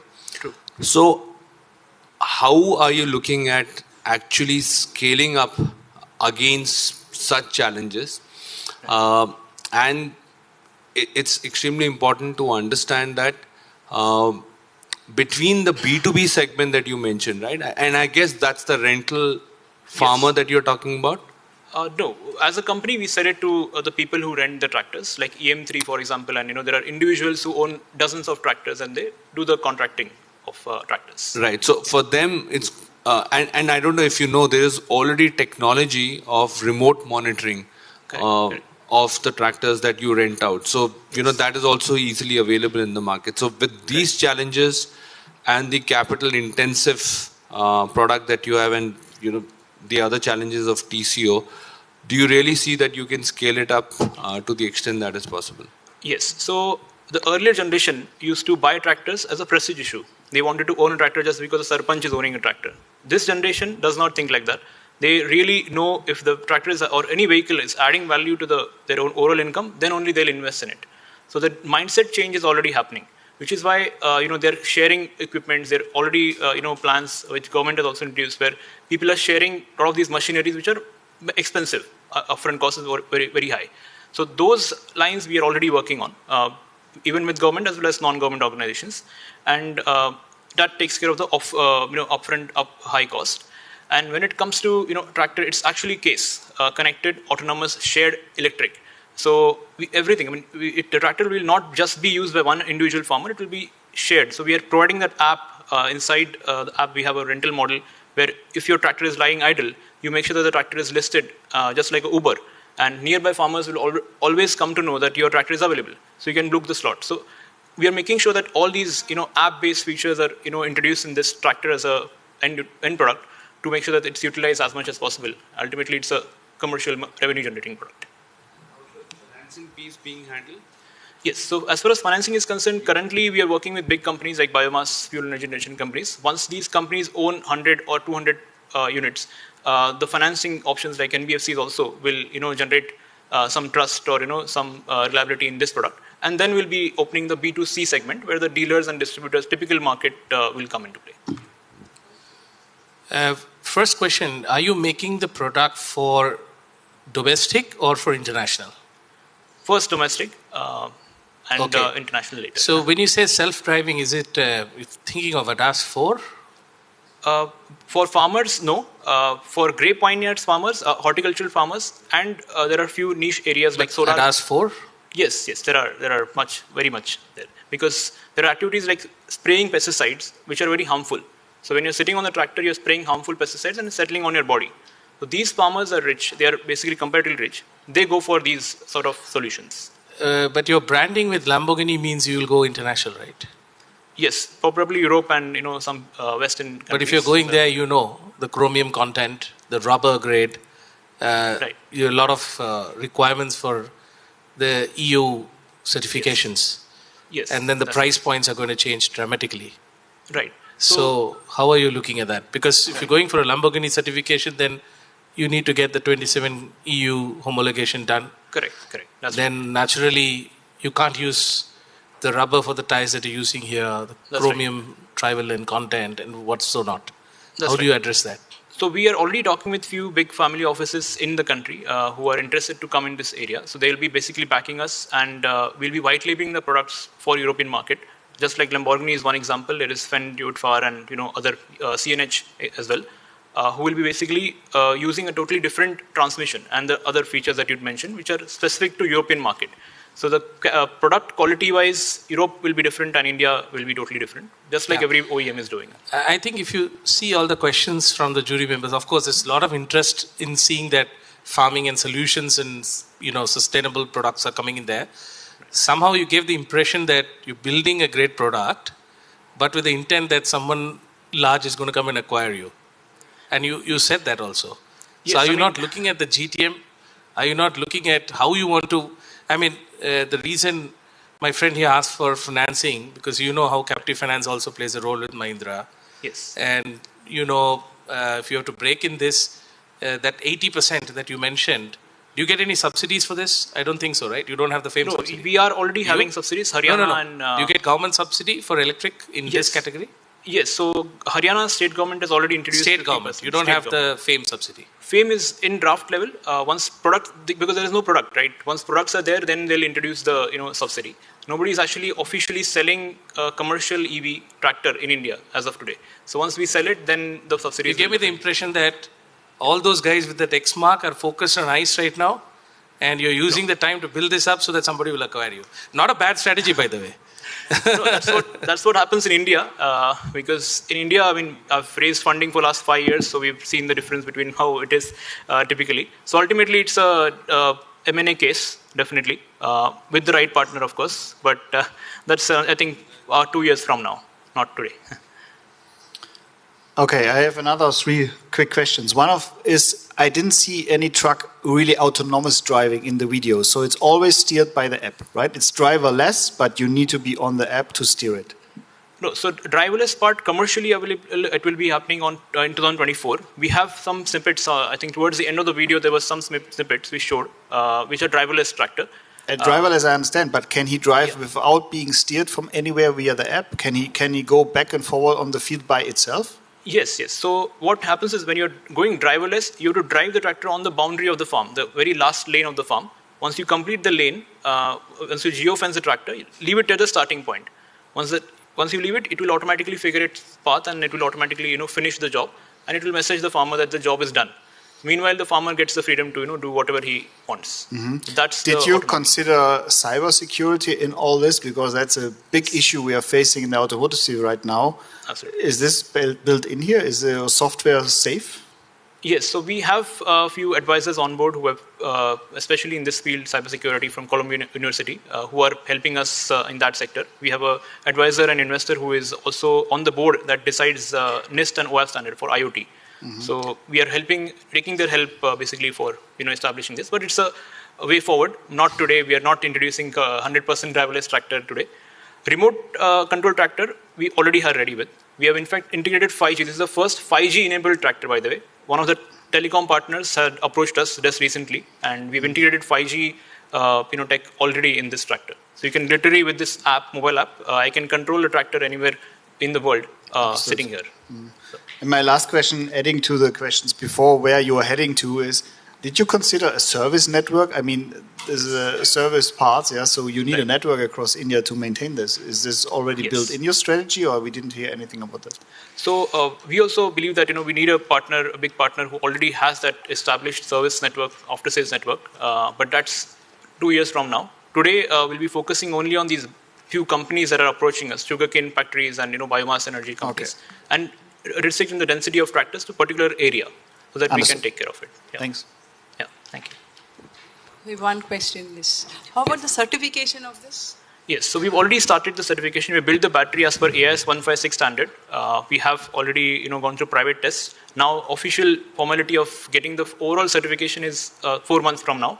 We've already filed for the same. No, but the ADAS features, self-driving features, do you think there is certification available in Indian context at least? No, in fact, the government bodies are inviting us on the board that decides all these certifications, because nobody is working in India. Very few companies are working on driverless part. So we are actually working with them to actually build these standards in India for Indian scenarios, because we can't copy the European scenario here because our farm size is very small. So yeah. Thank you. Okay.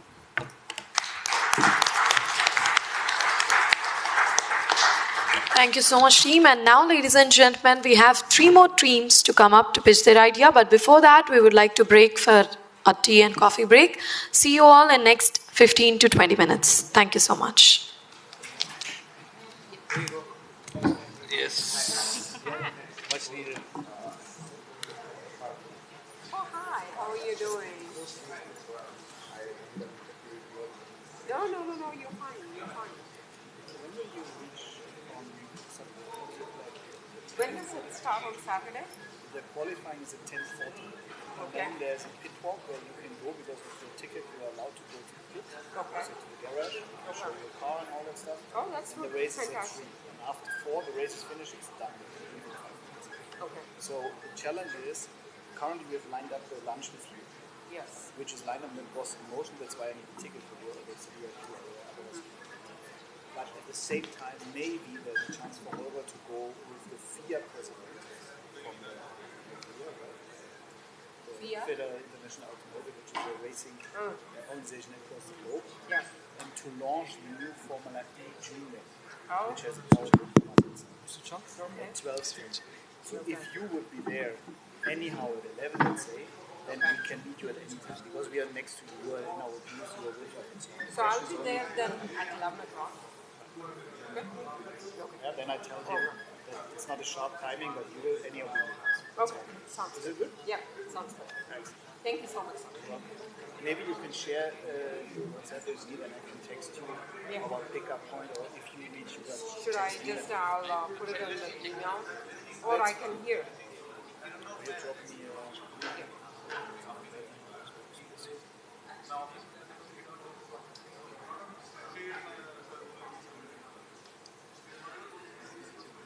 Usually comes up.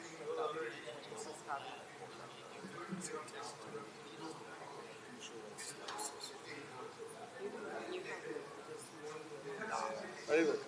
Yeah, yeah, yeah. Okay. If not, Good. Okay, okay.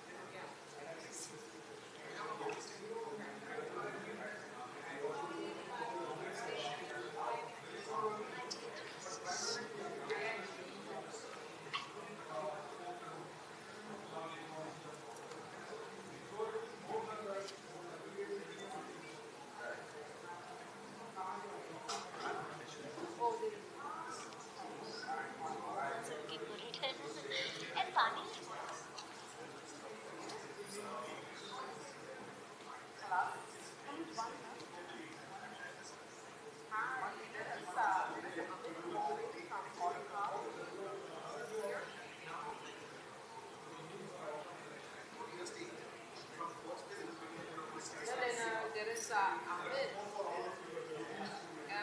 Are you in the facility or did you go outside?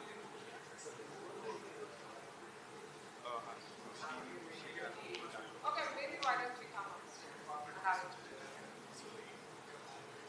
Yeah, you come upstairs and yeah, I don't think we are able to hear you. Come upstairs and I'll I think you come upstairs and I'll okay, okay. Sounds good. Okay, okay, okay, great. He will come and then you send him the questions and I'll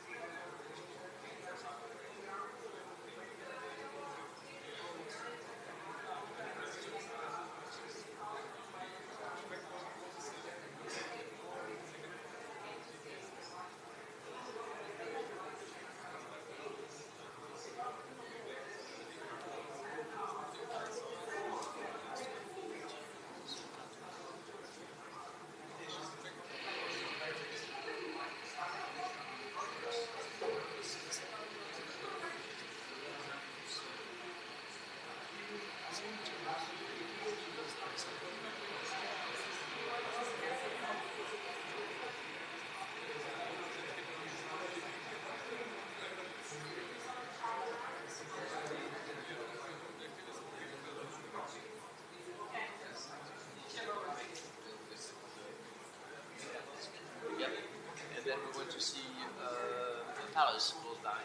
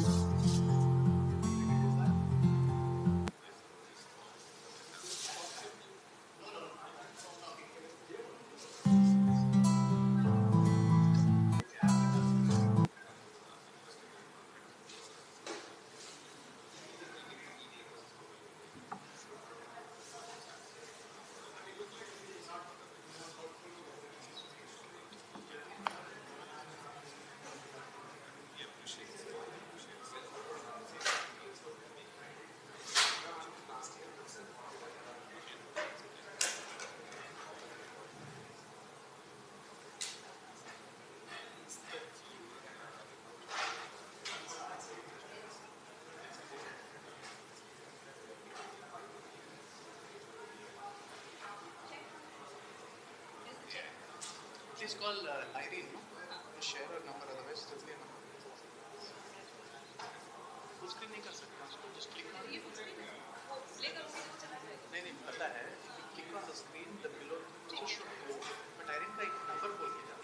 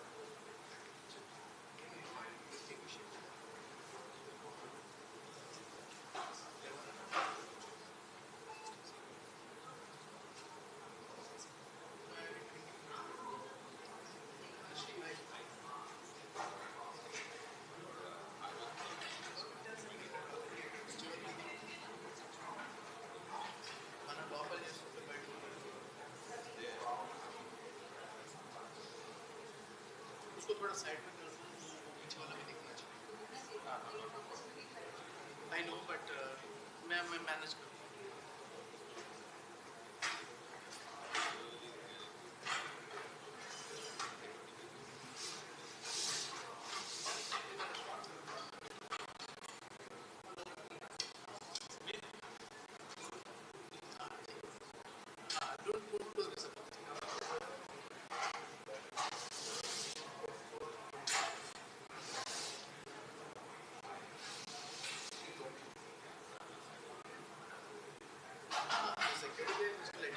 Don't approach the reception.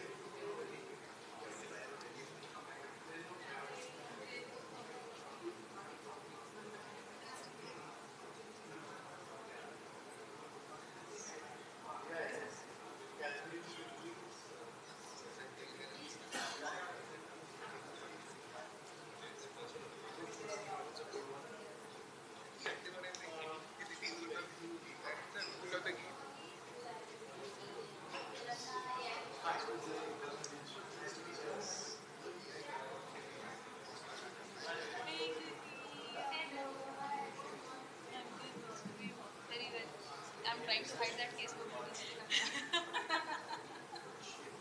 anything else. Just 15 minutes I will hide that. That's okay. Makes more sense also.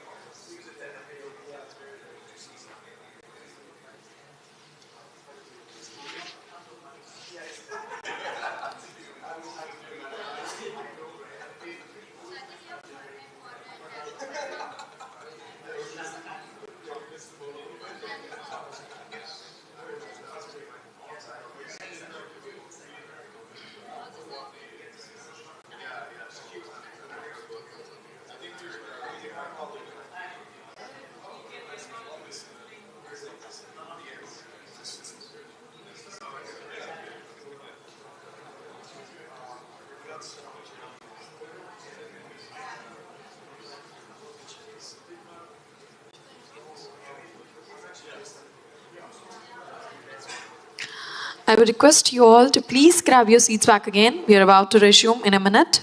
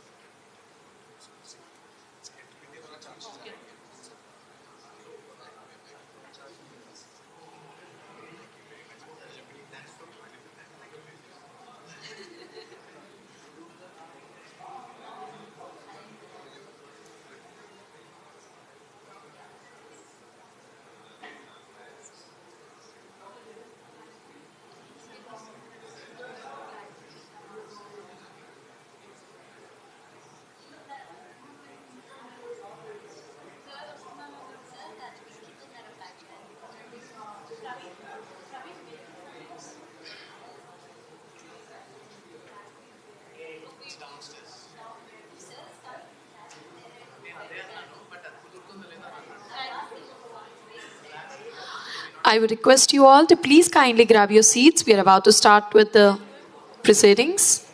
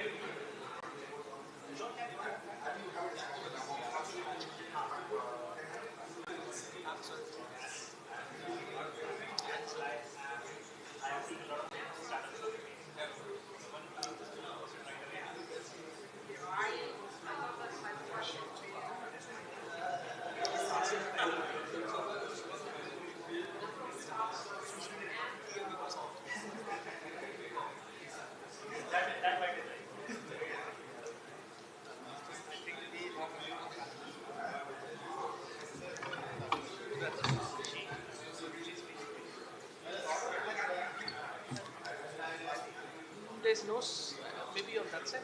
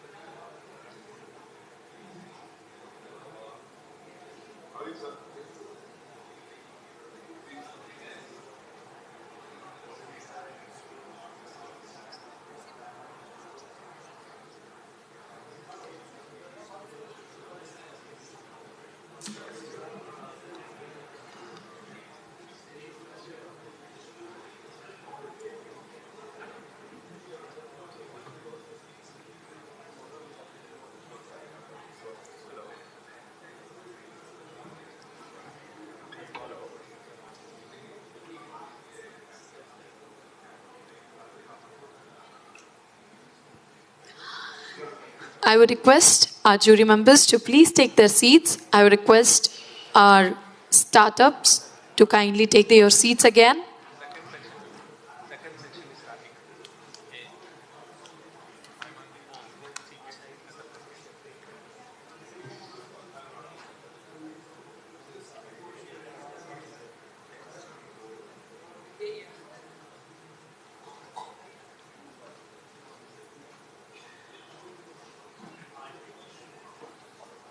Sitting here? It's you, my guest. That's your seat. Your papers are here. No, bags fit here. Oh, it's not your bag. No, it's not your One. How about we taking a picture? Selfie? Of course, we should. I'm going to join us for a picture. You want to join for a picture or selfie of a jury? Maybe can you call one?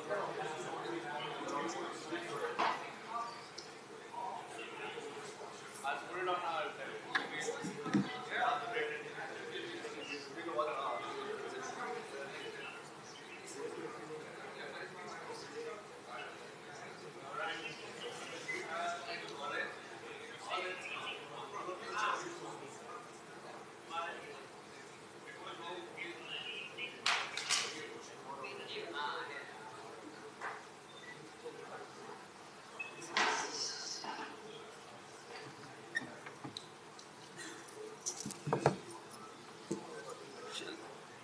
we are running late.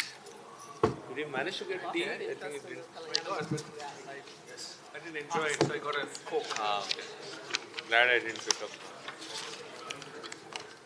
It was too crowded.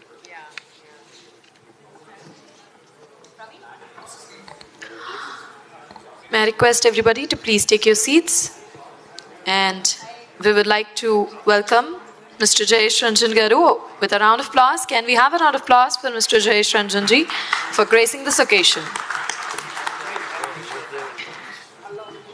And yes, before we commence the rest of the other pitches coming up, a small segment led by Telangana AI mission, that is TAIM, will be taken up.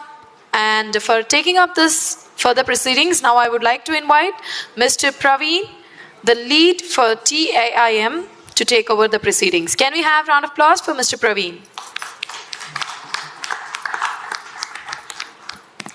Well, good afternoon, everyone. I think a lot of people do not know Telangana AI mission and why this is relevant. I'd like to spend about a couple of minutes introducing TAIM, and then also, of course, the idea would be to sort of walk through this occasion that we are celebrating, which is an award ceremony for a challenge which we had instituted. So Telangana AI mission was set up by the government of Telangana in 2020. It was the year of AI. And among those initiatives, this Center of Excellence was set up in partnership with NASSCOM. The idea was simple. How do we push or position the state of Telangana as one of the leading hubs for artificial intelligence globally? And we realized there are a few initiatives that we could drive, one of which is how do we increase the rate of AI adoption in the public sector, in the industry? How do we work with startups? And how do we build a larger talent ecosystem in order to be able to achieve those aspirations? I'm pleased to say that we have worked with various government departments with the help of the government of Telangana, thanks to the support from Jayesh Ranjan Garu as well as Rama Garu. We worked with the Forest Department, with the Agriculture Department, and also with the Municipal Corporation. In terms of startups, we're working with about 140 plus AI startups from around the country. These are sector-agnostic startups offering some amazing use cases. So in case anybody is interested, feel free to let us know. We'll be happy to put you in touch with them. Now, that being the broader objective, I'll take you specifically to this particular challenge, where we realize that potholes is a perennial issue for many of us, and it's important to be able to look at how AI can potentially solve this problem. The idea was not just to identify potholes, but also how can we classify these potholes based on their severity. And open innovation models are what we employed, and that allows us to sort of look and screen for startups from around the country who have the best possible solution to either readily make a solution available to that particular problem statement, or maybe there could be an adapt and build or a purely build-based solution model. And that's really how we approach this. And the objective being that I think the video that we will play will summarize the journey that we have seen over the past 4 or 5 months. And we are in that phase where we wanted to celebrate this achievement for the startup that won this challenge, and we will go on to execute a pilot project. So can I have the video played, please?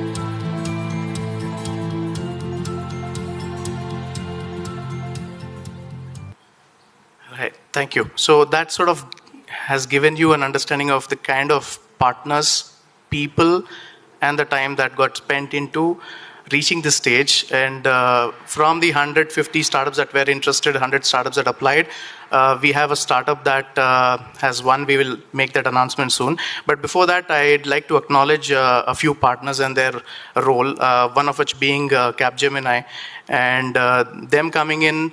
Of course, monetary support is important, but also technology support, so we're very thankful for that. I'd like to quickly ask Dhanashri, sitting here from Capgemini, to say a few words. And yeah, please come on in. Yeah.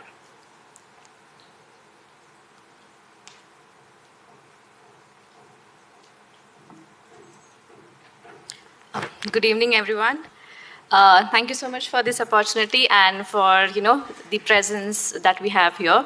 So quickly, on the Capgemini front, we work on digital inclusion in the CSR space, and this is what we have said that this will be our approach. So understanding the Indian context of what things are and how things work, how can technology as an enabler play a critical role in ensuring that certain social problems are addressed. The partnership that we've had with NASSCOM Foundation dates back to 2015, wherein we started with the digital literacy program, and then it has evolved over time. Similarly, with the Telangana government, we started again in 2016 with the government school adoption program. And again, it has evolved. So right from providing basic infrastructural support to ensuring we have libraries, we have science labs, to now STEM labs, to now students getting into robotics and coding and tinkering, we realized that the scope is much more, instead of just limiting that, this will be our certain boxes of providing support, we have extended that, over a plethora of range of engagements. And this is where this government has been very critical in also being open to, be our partner in that journey. So it has never been that this is what we wish to do and, you need to do this or you need to adhere to this. We found that openness in this partnership as well. And when we look at technology, being a technology leader, how technology can be a key solution to the various social issues, we realize that creating certain applications, certain platforms is much easier than ensuring that it gets to the last mile beneficiary or is utilized by related authorities, which is again beneficial to them. And this is where I see this challenge translating into that. So instead of just creating something and putting it in archives, we are looking at partnership, we are looking at multiple corporates coming together, government coming together, ensuring that this gets implemented, and to the last mile beneficiary, of course, plus giving in some key data points which are again critical to ensure the operational aspects of the implementation are efficiently handled. So I thank each and every one of you present here today. I thank NASSCOM team. I thank the authorities present here today, and looking forward to the award ceremony. Thank you.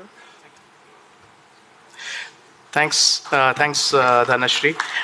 So while Dhanashree has spoken on behalf of one of the partners, we have a very short agenda. So I definitely would want to thank GHMC, that's represented by Mr. Narsingh. We also have Professor Rajalakshmi from Tihan, from IIT Hyderabad, the very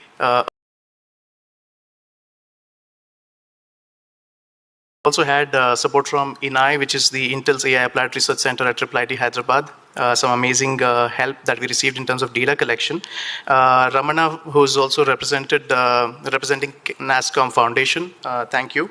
And of course, we are at the finale. We'll have a short photo op, sort of commemorating this occasion. So I'd like to invite all the key dignitaries on stage, Shri Jayesh Ranjan Garu, Rama Garu from the Emerging Technologies Wing. Rishita, please, all of you from the ET Wing, please do join. Ankit from NASSCOM. Dhanashree, please. Irene from the startup. The startup that has been awarded this is, all of them. The startup that has won this challenge is Roadmetrics. They are a part of, they're based in Bangalore, and they've come through this journey so far. So may I request for a round of applause for them? Thank you.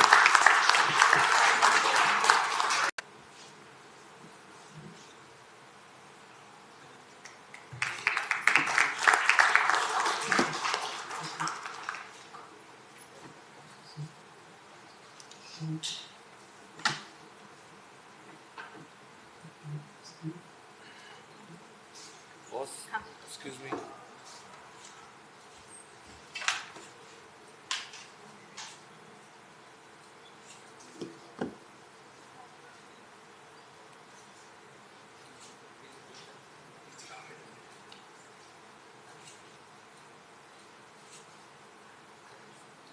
That exist in the context of AI, feel free to reach out. We'll be around. We'll be very happy to discuss with you. Thank you. Over to you, MC.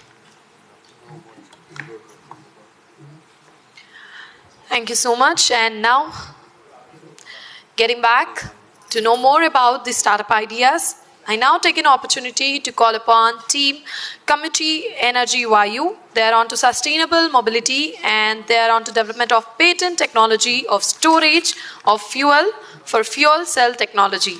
Please put your hands together for Team Committee Energy YU.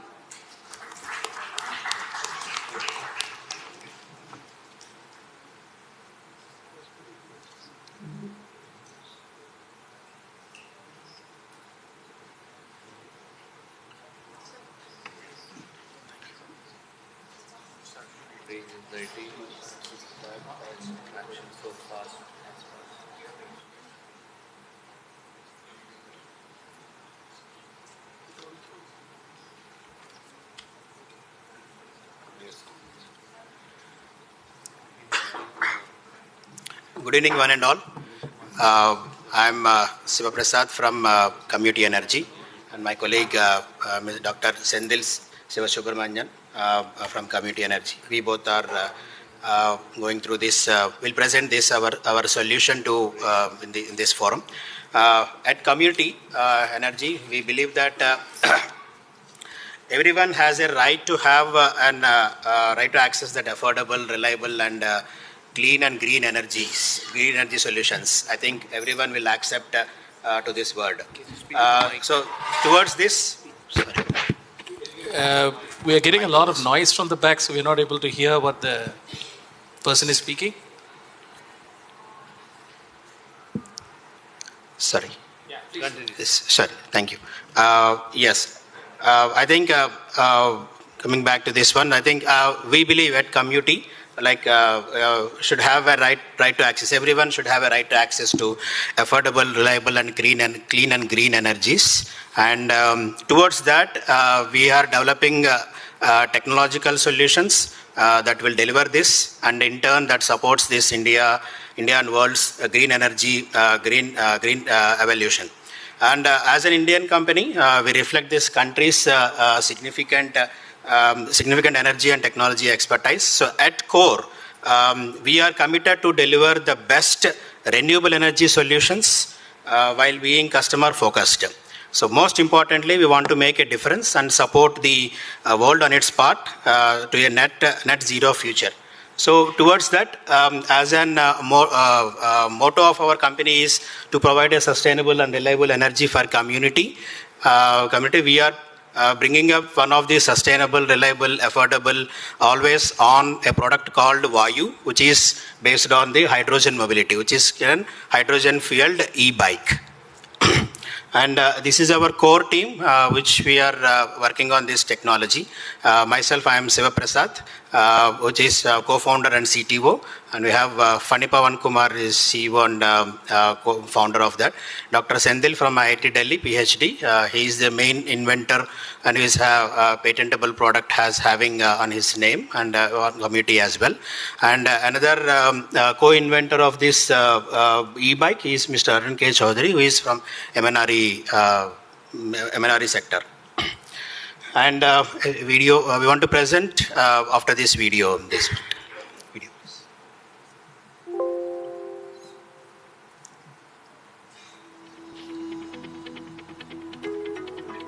Energy is a fundamental human need. Our physical and economic well-being depends on having abundant energy. But the current way we power the world is putting our planet in jeopardy. We combust fossil fuels that release carbon emissions and air pollutants that harm our communities. But it doesn't have to be this way. We can have abundant energy and a sustainable environment without compromise. We have a viable and scalable solution to this problem. Clean hydrogen offers the promise of solving our current energy crisis. Our modern lives require energy to be affordable, always on, and sustainable. The conventional way of creating energy produces carbon emissions, and creating energy with renewables doesn't provide always on energy. Clean hydrogen meets the world's demands for a better form of energy. How so? Think of hydrogen as a way to bottle up renewable electricity for later use. Electricity is the ultimate perishable, but hydrogen can be stored for days or even months to create a reliable and secure source of continuous energy.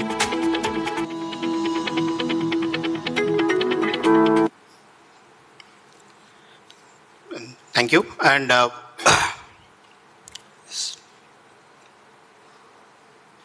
next slide, please. Yeah. And this is our community's green mobility vision in this. So we want to develop an totally clean green ecosystem we want to develop, that is from generation of hydrogen to usage of that hydrogen using the green energy generation using reliable renewable sources itself. Towards that, as an experienced team, we are on a journey to become the leading designer and manufacturer for this first of its kind hydrogen powered e-bike, which is meeting the applications of National Green Hydrogen Policy as well. And this Vayu, the platform which we are creating, is targeted to India, EU and North American markets. And I hand over to Mr. Dr. Sendil for the remaining slides on this technology part. Thank you, Shiva. Good evening, everyone. What is Vayu? In fact, environmental impact of burning fossil fuels can change the climate, global warming, and pollution. In fact, in order to meet this objective, Community Energy has come out with a novel idea-based product and a technology called Vayu. Vayu, what is Vayu? Vayu is a brainchild of Community Energy. It is a hydrogen-fueled e-bike, which forms the gateway of carbon neutrality and also India's G20 presidency. In fact, Vayu is expected to emerge as a key source of green energy, clean energy, and a sustainable mobility as well. In fact, the tangible outcome of the research has come out over a span of 3 years. The Vayu has come out. In fact, Vayu holds an ergonomic, aesthetic, and elegant look with the scientific and technological features such as metal hydride canister and a hydrogen fuel cell. The hydrogen fuel cell emits the heat and the water instead of fumes, so that free from CO2 emissions and also achieving the net zero emissions. In order to have smooth operation and safety measures, there are several transducers and sensors incorporated into this hydrogen fuel e-bike to monitor the shock, leak, vibrations, temperature, and pressure. Moving forward. Yeah, let me share an interesting story of the design evolution of Vayu. The idea and the concept of Vayu has come out with the storyboard hand sketch, which you can see as a first figure. Then it evolved to a drawing board with the research and innovation for 3 years. And finally, the frugal and the jugaad innovation has come out with the design, industrial design rendering look. In fact, friends, Community Energy unveils the first industrial design IP protected hydrogen fuel e-bike, which forms the gateway of the green planet. Moving forward, what are the unique salient features of Vayu? One of the main objectives of the Community Energy is to design, fabricate, and manufacture the hydrogen fuel e-bike. In fact, this hydrogen fuel e-bike will cater to the needs of the common society, and in fact it would require maintenance and environmental friendly and also operates efficiently. If you can see in this diagram, it has got a metal hydride canister, proton exchange membrane fuel cell, it has got a lithium battery, motor embedded into the rear panel, vibration sensors, ergonomic frame, and in fact, interestingly, this Vayu has got a piezoelectric transducer which could be incorporated into the tires in line with the Apollo tires, which has come out with the intelligent tires as well, in fact. And also, it is AA enabled, which is the Telangana A mission in line with the Telangana A mission as well. Moving forward, this is how the schematic diagram of the Vayu works. There is a metal hydride canister which is connected to the hydrogen fuel cell, and it is in turn connected to the lithium-ion battery and an electric motor.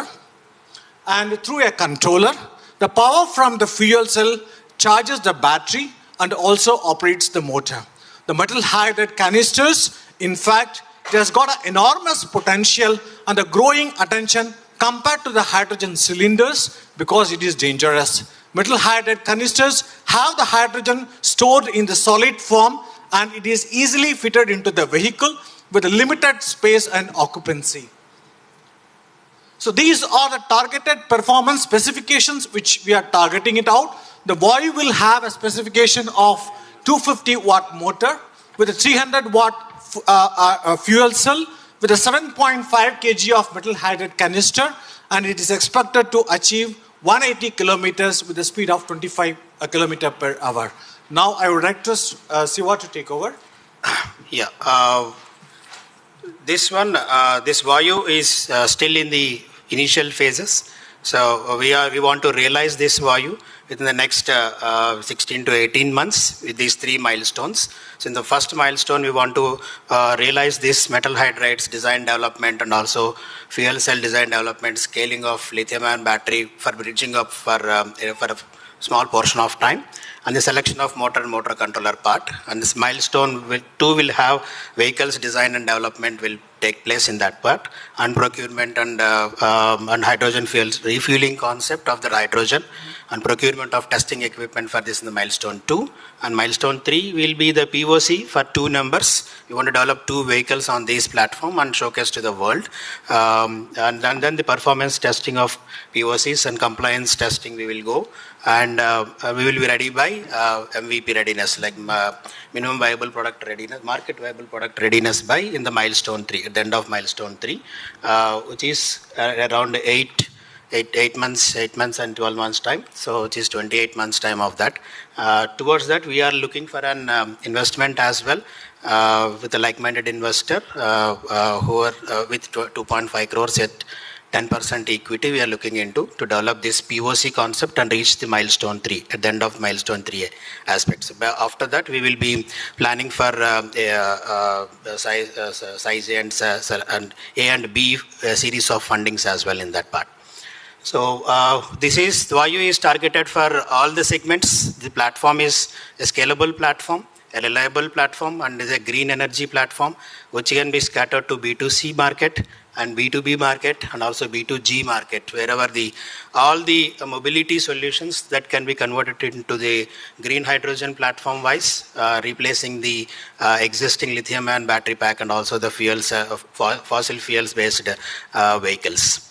And this zero emission infinite opportunities we are having at the outset, the global fuel cell market size is valued at around 6 billion in 2020, and it is projected to 4 times of that by 2040 with an CAGR of 15% from within the next 10 years of time, or from 2030 to 2040 point in that way. This is the market size which we are envisaging for this green energy platform, and the Vayu will be the enabler for having a mobility solution, green mobility, green hydrogen based mobility solutions for that.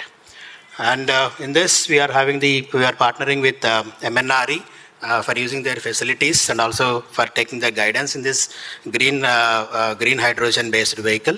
And we are in the DPITT. We are recognized as a DPITT startup company, and we are an MSME company, and we are tied up with IIT Delhi in realizing this product in different aspects in technological wise and creating this product. So thank you. This is about Vayu from us, and we are open to questions in this. And I would like to end the note that we are the first MSME in India to have the hydrogen bike patented to the industrial design. Yes, thank you. Thank you very much. Thank you, Team Vayu. Couple of quick questions. So your product is a pedelec e-cycle? Sorry, I didn't get. Your product is a pedelec or a throttle-based e-cycle? It is pedelec and throttle-based e-cycle both. And also, yes. The trademark that you mentioned is a Class 3 trademark? Trademark? The patent that you filed, or the it's a design patent. Is that Class 3 trademark or is it design patent? It's a general design patent. And of course, trademarks fuel cell. We are going to apply. 2 or 3 trademarks we are going to apply, which is the name Vayu. That's why I asked you, is it Class 3? Yes, yes. So what you have now is Class 3 trademark? Class 3, yes, yes. Okay, so it's not an essential patent. The question I have is, of course, fuel cell is an interesting topic, and you know that even Mr. Ambani is investing in that area. Now, fuel cell, you said India, Europe, and US. In all these markets, fuel cell is going for the large trucks, right, where storage of energy is a huge challenge. Right.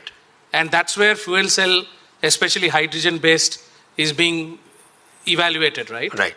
Why would you select a hydrogen fuel cell on an e-cycle which is already starting at 25,000 rupees today, right, and running up to 50,000 rupees, right, with a removable battery, and then you also have the design with a hydrogen cell and a lithium battery? Yeah, I didn't understand why you did that. Right. This lithium battery maybe will be phased out at the later stages. This, as an initial stage, we want to use this lithium ion battery for a bridging up of some voltage parameters. See, because it is the Vayu will be a green hydrogen based vehicle only. It's purely on a green hydrogen based vehicle with a very less rechargeable time from time to time throughout the life cycle of the fuel cell itself. Why design we are you using filed this is with the architecture you showed us? That's the design you filed? I didn't get you. Design? Can you go back? This architecture is what you have trademarked? No. Not trademark in this. You haven't trademarked the architecture. You only trademarked that design of the cycle, right? Right. Yes. So that's a Class 3. Right. Yes. That is just a Class 3. So this is not, this architecture is not patented because it's already available in that way. So I'm still not able to understand why do you need a fuel cell and a lithium battery in a 25 kmph e-cycle that's a pedelec? Yeah. Actually, our idea what is... is your intent of the pricing of this product? I can say that one of the challenges is that suppose if there is any shortage of the metal hydride, there is a shortage on the metal hydride canister. So the vehicle should not be stationary, right? So in order to move it in the dynamic mode, so you wanted to keep it as the initial stages of till the metal hydride canister becomes enormous quantity in India, basically. This is also one of the reasons, basically. Who will buy it? How will you get a customer for it? What price do you intend for this product? See, this is still in the R&D stage. We know it is very high priced right now. But you had already shown a valuation of 25 crores. That is the 25 crores is for the whatever the company valuation which we have. We are doing all the business of solar and also the solar installations and everything in that part. This is not the only business. Right. This is not the only business we have. We are already into this solar installations and the solar plant. This one, the same renewable energies we want to use for hydrogen generation part as well. So it's not only for this business. It's not only for this business. Not only this business. That 2.5 crores. I still question the technical part again, because we have electro bikes available, and if I look at the 250 kilowatt you're providing, this is quite low if you look into hilly areas where you need electrical support. Yeah. Today we are talking about 550, 650, 750 even in Europe at least. Yeah. So why should we go for this, which is, I guess, much more expensive? We have not seen any business case so far. Yeah, we need to understand the numbers, but I assume this will be much higher cost than a normal electrical bike, which we have today with 650 watt. So what is your USP you see towards the customer? Forget the technical part. Yeah, that's an engineering nice idea. How you want to sell this, and what is a convincing factor for the customer? Okay. First of all, this 250 watt motor, the small size Vayu we want to develop and showcase that this technology can be incorporated for the two-wheeler segment as well. Because as of now, everybody thinks that green hydrogen generation requires a huge cylinders and everything, and for the storage applications. Not only that, the green hydrogen can be useful for a two-wheeler aspect as well. For a small vehicle like two-wheeler also, we can use a green hydrogen, so that the fossil fuels and also the lithium-ion battery packs, the landfills of the lithium-ion battery packs, lithium-ion also can be eliminated at the later stages. Let's not talk about two-wheelers. We speak about bikes. In Europe, we have today an e-bike available with 650 watt. So why I should buy 250 from you, which is definitely higher priced than the one I can buy? What is the advantage for me as a customer? Okay, that commercial aspects, we are at to complete that activity. We are not releasing this bike immediately in this one. We want to showcase that this is a technology that can be driven into. And then the commercials, we will be, later on, we will be giving that commercials as well on that. Okay. So we're not targeting like $650 or $1,000 bike or something like that. So we want to develop the concept, showcase that, and showcase to the environment or showcase to the communities like, okay, this is the alternate energies that we can use going forward in the future. Apart from the lithium-ion and also sodium-ion batteries and everything, we will be having these type of bikes also going down the lane in the next 5 to 6 years of time. Okay. Thank you. I actually don't have any questions, Amta, if you have any. Thank you. At what stage you are in? Do you have any POC at this point? No, POC we want to arrive within next 16 to 18 months of time. We are in the ideation stage has been completed. Now we are identifying and the designs, whatever the designs which we patented, that we are realizing now, the chassis and also the design of fuel cell and design of the metal hydride canisters and those things. We are still in the design stage part in that. So this hydrogen canister also is going to be in-house? Yes. So with the manufacturing partners, design is ours, but we are not manufacturing. We tied up with partners locally or nationally also, and realize that metal hydride canisters. So the idea is to bring in the Indianization solution for this. Okay, I really hope you get your prototype right. So the question I have is, the investment that you're asking for is only for Vayu bike, right? So Yes. what is your estimate of how many bikes you would need to sell to make it financially viable for you? Any working you have? And of the three segments that you showed, Right. who do you think you will target first and why? That we will target initially the B2B markets for realization of these bikes. Once we produce like around 100 to 150 bikes, we'll produce in the for Series A, after Series A kind of investment which we'll put. For this investment, what we are asking it is to produce 2 POCs of this Vayu platform. So that platform may be in the e-bike platform, or it may be an extendable form of this e-bike platform as well. So that needs, we're targeting around 20 months of time, 28 months of time, and also 2.5 crores to invest and get the POCs for this type of vehicles. Thank you. Thank you. Thank you. Thank you, one and all. Thank you.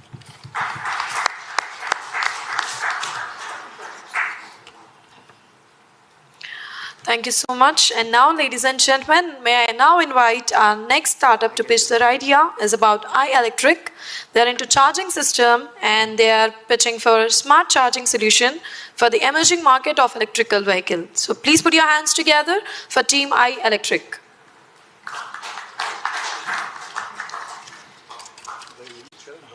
Very good evening, audience. I'm Abhishek Gupta, one of the founding directors of a brand called iElectric.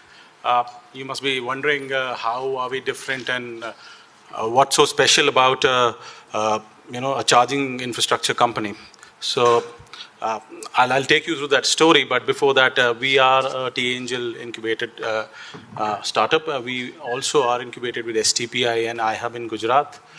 We also have won some accolades from the Green Society of India for the work we've done, and why. I'll take you through that quickly. So we are essentially a product development company. We are a manufacturer and an R&D unit. We have a staff around of a bunch of 20 enthusiastic individuals with a manufacturing unit based out of Gujarat, and we operate from 3 states, which is Gujarat, Maharashtra, and Telangana. Telangana has been special for us because that's where we've really earned our first customer, and now we have some very large customer base. So we essentially are into hardware design, software, and servicing, but the core is, of course, the hardware part that we focus on. The problem that we are trying to solve, as we all know, nothing new, huge dependency of Indian manufacturers on, players on the Chinese exports. I wanted to be, a little anonymous on that fact, but it just came, nothing hidden about it. But the important thing is that, in the EV infra, like we have in the oil imports dependency, the buildup that is happening is largely dependent on components and appliances being imported from foreign countries. And we wanted to do something in India. And the important point that I wanted to mention is a shared EV infrastructure. That's the key. You can always, charge your EV vehicle at a smart charging plug, but how it differentiates is the protection part. How a smart charging solution differentiates itself is from the kind of infra that is shared, which is what we are trying to solve. What is the solution? Like you have a CPU in a computer, similarly you have a controller in a charging station. Now this controller is like a heart and a brain of a charging station, which basically manages the entire charging station and makes it shareable infra. You can't have every individual buy a charging station and install at its own location and charge. It's a load on the national electricity grid, which is something you wouldn't want. It's an expensive proposition. We are trying to solve that. We have developed in-house controllers, which most manufacturers in India import from China and Taiwan, of course. Of course, the stencils that come for this PCB, we of course import. Nobody makes it in India. But we kind of developed this controller with a little more than what they get it from outside. The typical controller comes with a certain intelligence, which is what allows it to be intelligent in terms of communication, allows it to do authentication, billing support, and works with the rest of the protection components of a charging station to become a smart charging station. But here, what we've done and how we differentiate ourselves is that we've built communication module on top of these controller itself. So this controller can communicate, and you don't need additional components in the charging station to integrate to run this charging station. We've also built the current transformer, for example, on top of it itself. This is just one sample that I could bring. This is an AC controller. You have AC charging stations, you have DC charging stations. This is an AC charging sample that I kind of brought it for the presentation. This comes with the option of extension. You have single phase, you have 3-phase charging solutions. The same controller can be used for both the phases. We can extend that on top of the same controller. It has that functionality. Most manufacturers in India import these controllers with a certain kilowatt capacity, which is typically 3.3 kilowatt to 22 kilowatts, which is where most vehicles operate in the private space of individual passenger car market. We built this controller with a capacity of 3.3 to 80 kilowatts. So you can use this same controller to build a dual gun charging station, which could also work for a 40-40 dual gun. It can work for a 30-30 dual gun. It can work for a typical only 3 kilowatt two-wheeler charger in case if you want to do that, without really having to put 2 controllers to support a dual gun with, if you want to make a dual gun of a higher kilowatt. So that's one advantage that we bring in.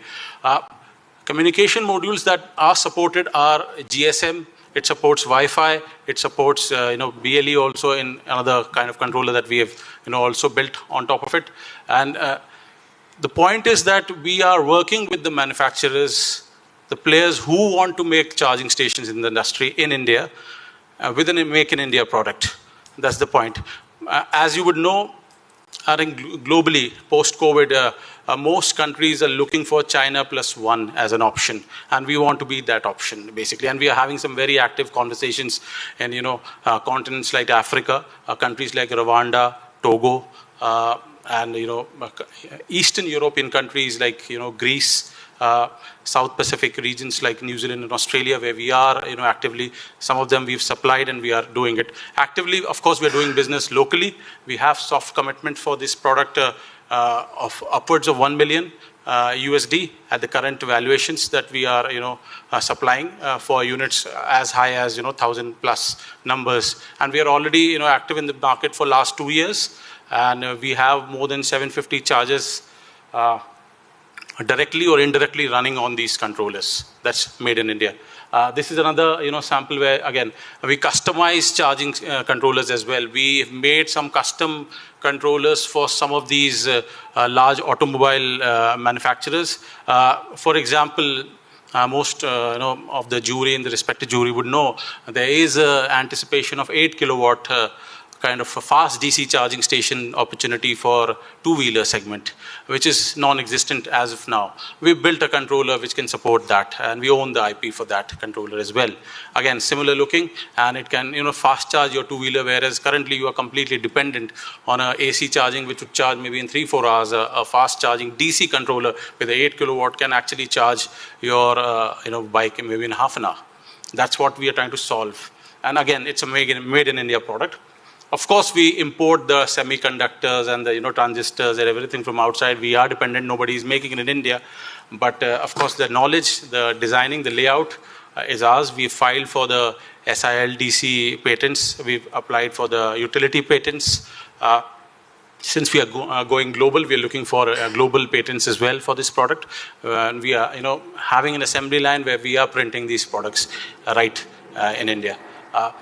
We've also tried to solve another issue, which is again the line of the same business, which is an IoT controller. IoT, as you would know, Internet of Things is there, and you don't have network sometime. People do not want to invest on expensive infrastructure. You have standalone chargers. So we also manufacture, and we built again this an in-house controller, which is an IoT controller, which is compatible with an OCPP network. So it makes it usable and shareable again. And you can actually use this controller to make a standalone simple 3.3 kilowatt charger to make it integrated with the larger network of shared charging infrastructure and run it like a CPO if you want to. So these are the three key products that we've really built. The one which I'm carrying is a AC charge controller. We've also developed a DC controller, which is fast charging industry, very critical, heavy duty controllers. Here you have a challenge. If you import a product from a foreign country, you'd have to integrate a programmable logic controller with this controller. Typically, if you import and make a charging station, a DC charging station, or you need to integrate another controller to it. We've built the PLC on top of it. So it saves you a cost of almost more than 30,000-40,000 rupees per controller. A charging station would cost you typically in the B2B market 4 lakhs maybe.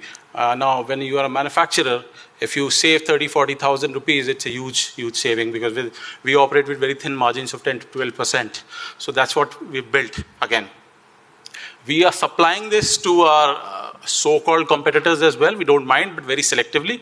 We use all these controllers to make the charging station ourselves as well. So we have, kind of a portfolio of AC, DC charging station. We've written the firmware for these controllers also ourselves in-house. So we own the firmware, and we can even upgrade these controllers on FOTA, which is firmware over the air.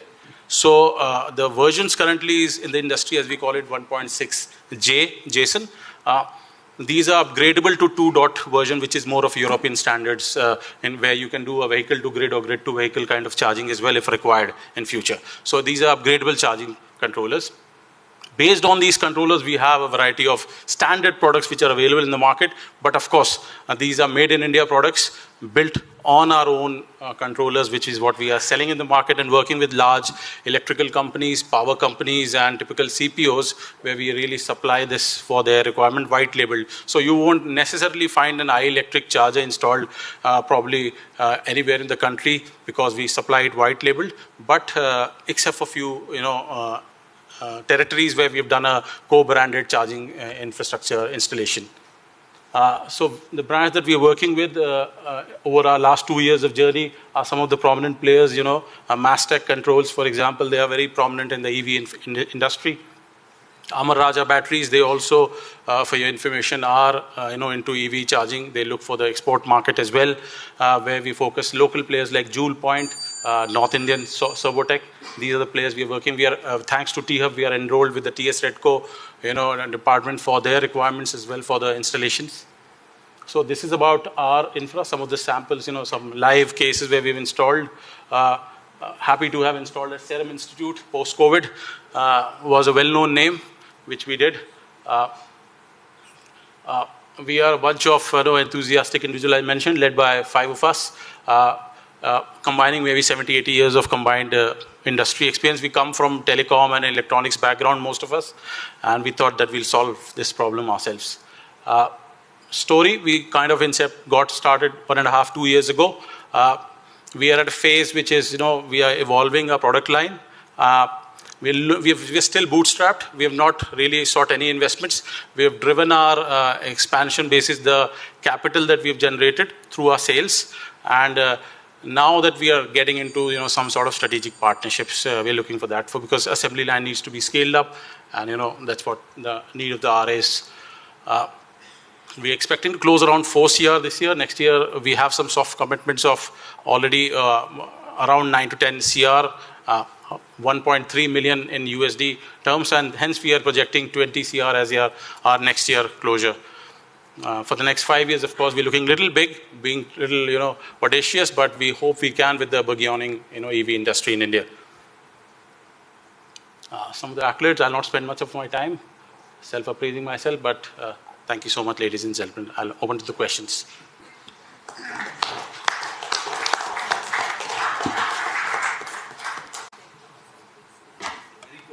Any questions? So, quick one. What's the current profitability of your business? And as you're scaling it up, where do you think your maximum investment would be needed to make it a success? So So maximum. So currently, it's of course going more into assembly line expansion. We do rigorous quality testing of these products. So some of these machines are expensive. Things like load bank stuff for resistive and capacitive testing. All these devices come. So we slowly investing in this assembly line expansion and testing capabilities. Thankfully, sales has not been an expenditure for us because we've focused mostly on the B2B. We have not really gone out retail, hiring a large sales team to really, or we have not even done too much of marketing, although we are very active on LinkedIn. So, but I would say currently production with thin margins, we're focusing on assembly line expansion. Sorry. So, are you already broke even in the sense? Yes, definitely. You just will scale it up. Yes. And that's the only challenge currently. So to be very honest, we started like many of us others in the market where we were getting it done through a third party, eventually making some unit economic margins and selling in the market. But slowly we started building the product ourselves. I would say some fortunate individuals also we could meet and we could develop this. But you would need a route to market, right? Even though it's only B2B. How and have you taken into consideration your entire distribution cost and other aspects to still stay profitable while you scale it up to this extent? I wouldn't say distribution cost has really been high for us because it's been straight away very straightforward transaction with the large companies where we've even charged them for transportation cost very clearly in this industry. That's the practice. And sales, we've leveraged our own network. I am an ISB alum. I have a huge network. My other colleagues as well come from similar backgrounds. So we come from an enterprise industry, although we were in telecom, but not on the SIM selling side, but on the enterprise side. So we were engaged with a lot of companies, and thankfully COVID helped us because people were willing to listen online. We could do a lot of meetings online rather than traveling. Which saved us, and we got some lucky, anchor accounts to really build upon. Last question: is there competition already in the market? There was one, but they've gone into CPO mode, so they are not selling it anymore in the market. There are two more prominent ones, which is Exicom and Delta, but they don't sell the controller in the market. They sell only the charging station in India, which they make it themselves. Okay. So. The design of that PCBA is yours? Yes. The SMT is done in India? Yes. You deserve a big applause for your profound understanding and breaking even in this segment when even companies like Exicom are making so much of loss. Thank you. Thanks. Great work. So currently you're focusing on the four-wheeler, right? Because you said 3 kilowatts, I'm assuming.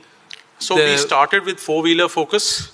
But we've kept provisions for two-wheeler charging in the same charging station. So we, in fact, because that's such a huge market that you can untap on the two-wheeler side. So we actually were the first to launch a hybrid charger in India 1.5 years ago. It has a provision for, it has a 7.4 kilowatt gun, a type 2, which can charge a four-wheeler, and two sockets, which are typical Bharat AC 3.3 kilowatt sockets. So you can charge. Right now what you have is CCS2 and CHAdeMO. Yes, we focused only on CCS2 as a technology, not even CHAdeMO. No. So we've not focused on the fleet market. No, Europe, predominantly India. Yes. It's all CCS2. CCS2. But on the two-wheeler side, you said you're also working on DC chargers, right? We have custom developed for some client of ours. Yeah, we own the product, of course. We've not given the IP. In long term, you intend to also sell the controllers predominantly. We are already doing that. And long term also intend to do that? As of now, we are trying to stay. Yeah. Yes, we do. Makes sense. Why get into that capex game, pay rent and struggle? Yes, the margins are thin, but yes, we are. The focus is very much on the controllers as a business. Brilliant. Salute to you. Thank you. Thank you. Thanks. I think initially you talked about you're not only a manufacturer, but you're also a service provider. I'm not sure that I've understood the service part of it. Yes. So we've in some cases done some co-branded installations and running it as a CPU as well. But those were early kind of steps that we took. We in fact are running around 30 plus charging stations co-branded with Adani Electricity in Mumbai. And in some cases, in construction companies where they want us to do end-to-end, although that's not a core business area, we take up those projects, to provide them the hardware, to give them the cost advantage of the manufacturer, and then we work through third parties to install these charging stations and do not run it, hand it over. That's the service part. Yes, yes. I was just firstly again, echoing what the Kojiri was saying. It is really fantastic to see, startups spending time on building localized technology, right, in an area which is such an important, growth area. Obviously, the competition is China, and that's going to be in terms of from cost competitiveness, a key, benchmark to look at. I just wanted to understand where do you stand today versus, the products available from China in terms of cost. So we are competitive, yes. And so just can you give us a little bit detail on, what drives that competitiveness, especially the scale you have. Yes. How much of it is supported through duties that, are today. I don't know, a lot of detail about that, but just a little bit of the sense of, how do you compare versus China, and what are your source of competitive, advantage on the cost structure. So what happens is, since we are not really very big on the volumes yet, I would say, in terms of scale that some of the manufacturers in China would be playing, of course, we may not come across as very competitive. Somebody asks me to, immediately deliver 1,000 controller or 1,000 charging station. I'm far from that. But the way we are competitive is that by, onboarding some of the components which some of these players do not offer on their controller is what we've made. I'll give you an example. In the DC controller CCS2 space, the people who are assembling DC charging stations in India, they import the controller, they import the PLC separately, and they import the other components. Since we onboarded the PLC in itself, we are playing in the range of around 80,000 for the controller alone for the DC CCS2, which supports up to 120 kilowatts of dual gun charging, whereas if somebody wants to make the same charging station from an imported controller, he needs to he will typically get a package of around 1.5 lakhs, because he needs to buy the PLC separately, which is expensive, which is where we get a little bit. If somebody tells me give me 1,000 such numbers, I will struggle for now. I'll be very honest. It'll take us a while to really build that assembly line to be able to scale and manufacture. But we started doing that. And on the AC side, for example, the landing cost is where we try to beat them. It's not the final output from the factory. But once you take it out from the factory, the import cost, import duty, final landing and clearance, and back to the finally reaching your factory to assemble, there we are able to somewhere beat. Maybe when I become an exporter, which is what we are doing, I may come at parity and start struggling there, which is where we need to solve the problem. Do you currently have duties on import on these components? Pardon? Do you have duties? Do we have duties today in importing some of these components? Yes. Or the assembled, yes. It comes to around 13% almost. How much? 13%. 13% for the components. Yes. So export market will require you to further become efficient. We'll try to subsidize our sales here with the margins that we make in the exports, maybe. Okay. No, anyways, I got the answer. Thank you. Yeah. Thank you. Maybe I would like to jump on this similar question from a different angle. So first of all, I appreciate this local for local approach, which definitely is something which we should value, and we mentioned this already. But your argumentation now is that your logistic view, your sourcing view is different from the Chinese competition, from the outside India competition. But this is not really creating a USP. It's a time-wise USP for now, but everybody could catch up tomorrow. Yes. So can you give us again the sense of what is your USP where you think in the next 2-3 years nobody is able to catch you? One is, I would say, a fortunate USP is that the big players who can really invest in this market that's not their focus area, because they would want to be either a CPO running an infra, or they would want to sell a charging station. They don't want to really get into every component of it. It's not too big for them. For us as a startup, it's big enough market to really focus and be a partner to them. So that's one. If somebody wants to do an R&D and get into it, it'll take them a while, 1.5 years to really build. There have been lots of players attempts to really get in and try do something with our products, but we've managed to stave off that competition in some sense. IoT is the most easy target, which is where most players play in. But OCPP charging stations, open charge point protocol charging station, this is where a little bit of insight and development is required, which we were lucky to have cracked it early.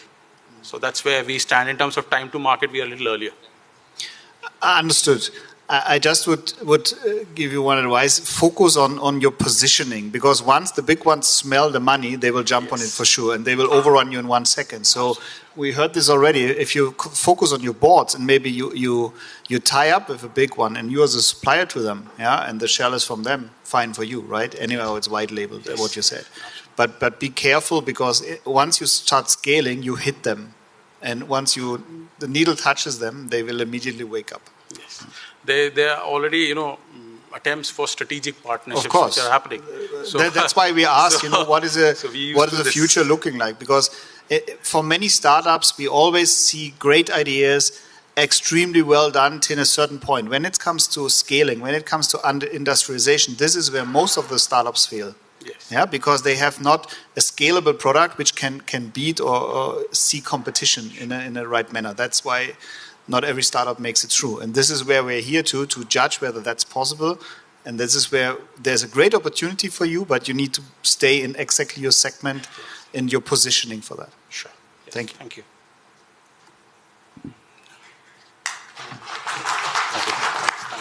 Thank you for your time. Thank you.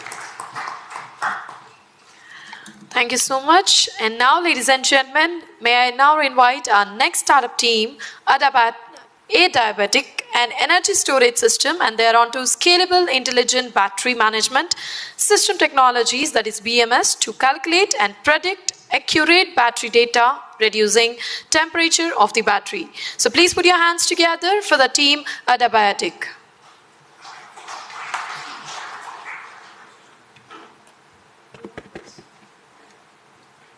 Hi everyone. Hi everyone. I'm Darshan Meher. I'm the co-founder of Adiabatic Technologies. So we are an energy startup company diving into the electric vehicle as well as the energy storage system space. So we are based out of IIT Hyderabad. We are supported by few of the incubation centers across India.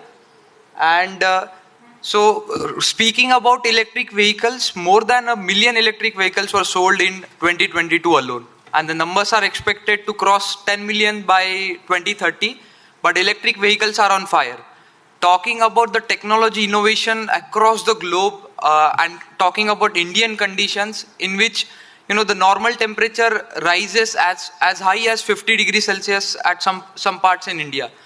And the safety part, reliability part, as well as the accuracy part of the battery packs, the hardware, the firmware, and the software associated with the battery pack is not developed completely in-house in India.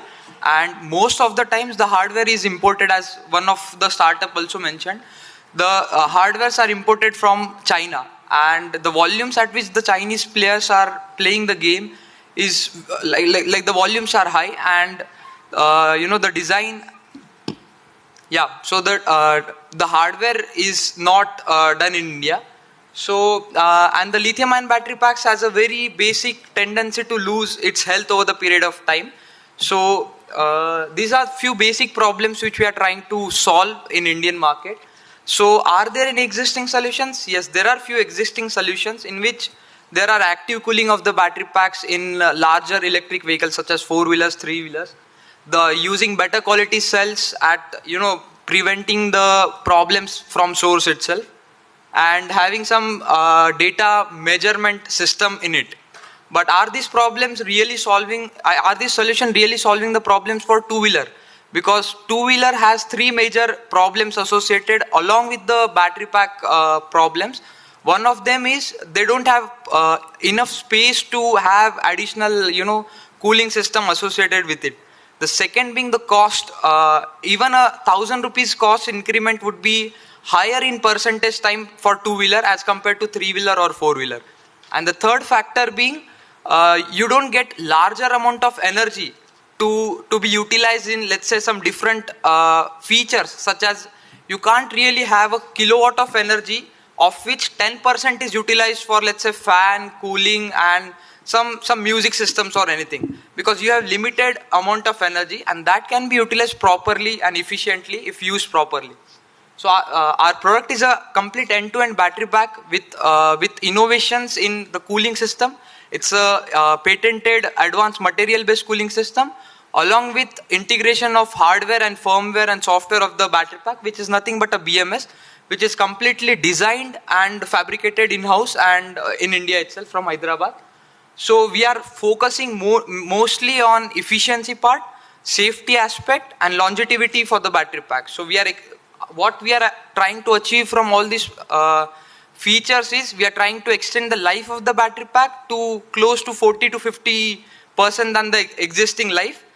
That in order, reduces the total cost of ownership of the battery pack. And we are able to maintain the battery pack's temperature at around 30 to 35 degrees Celsius throughout its lifetime, irrespective of the ambient temperature. And again, like we have few design iterations in which we were able to, reduce the problem of global chip shortage.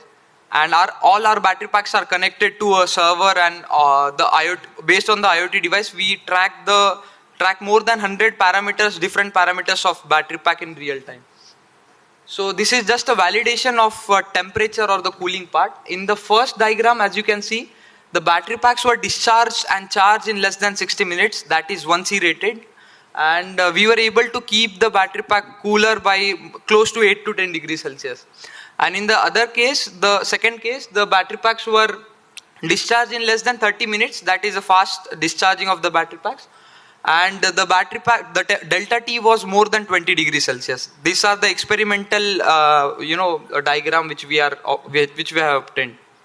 So I'll skip the technology validation in-house and everything part. We have validated the technology on road, on vehicle as well. We have applied for 3 different design patents for the cooling part, the design of the battery pack, and the BMS for the battery packs. We were part of few of the competitions as well in past. And currently our technology is validated, our battery packs are validated by 6 different OEMs across India. And one of the fleet operator has validated our battery pack. And we have personally visited more than 150 different battery pack manufacturing facilities across India. We have listed down what are the exact considerations which they take, what are the problems they are facing, and based on those things we are trying to avoid those same problems in our facility. So yeah, talking about few of the energy storage companies across India. So we have most focused on the life extension of the battery pack and safety of the battery pack. And apart, I'll just skip the communication part and all those part. Those are the things which are going to be mandatory from, let's say, a year or 2 years onward from the time. So we are targeting a global market of $150 billion by 2027, and primarily we will be focusing on automotive industry. And if I break down to automotive industry, we would be focusing on 2-wheeler and 3-wheeler category. And again, in 2-wheeler and 3-wheeler category, we would be focusing mostly on the startups and the growth stage companies. And we would be gradually venturing into larger manufacturing facility. So we are targeting the serviceable obtainable market of close to $65 million of 2023, and the total addressable market is expected to grow at a rate of 60% CAGR annually. So we have as I mentioned, we have a letter of intent and purchase orders from different OEMs across India. So those are 300 to 500 battery packs, and we are expecting our revenue to be close to 7 to 10 crores by this year end. We are applying for the AIS 156 certifications for the battery pack, which are mandatory, and we would be getting it by March end. So we started in December 2020. We received incubation at IIT Hyderabad, then few more incubation centers. We did the validation and iterations of the designs, hardware, firmware, and the battery pack itself.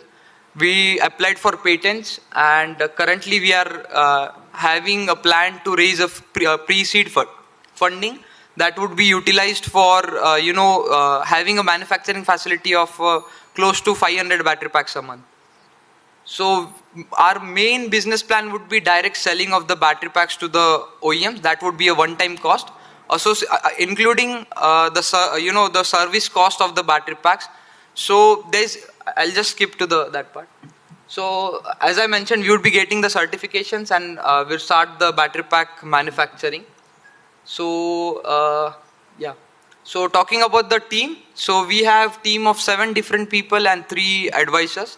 So myself, I take care of I'm Darshan Mer. I take care of business development. Chandrasekhar is responsible for simulations and software development, and Saurabh Gaul is responsible for hardware development of the battery pack and the BMS. So that's all about our team and Adiavatic. Yeah, thank you. I'm open for the questions from you.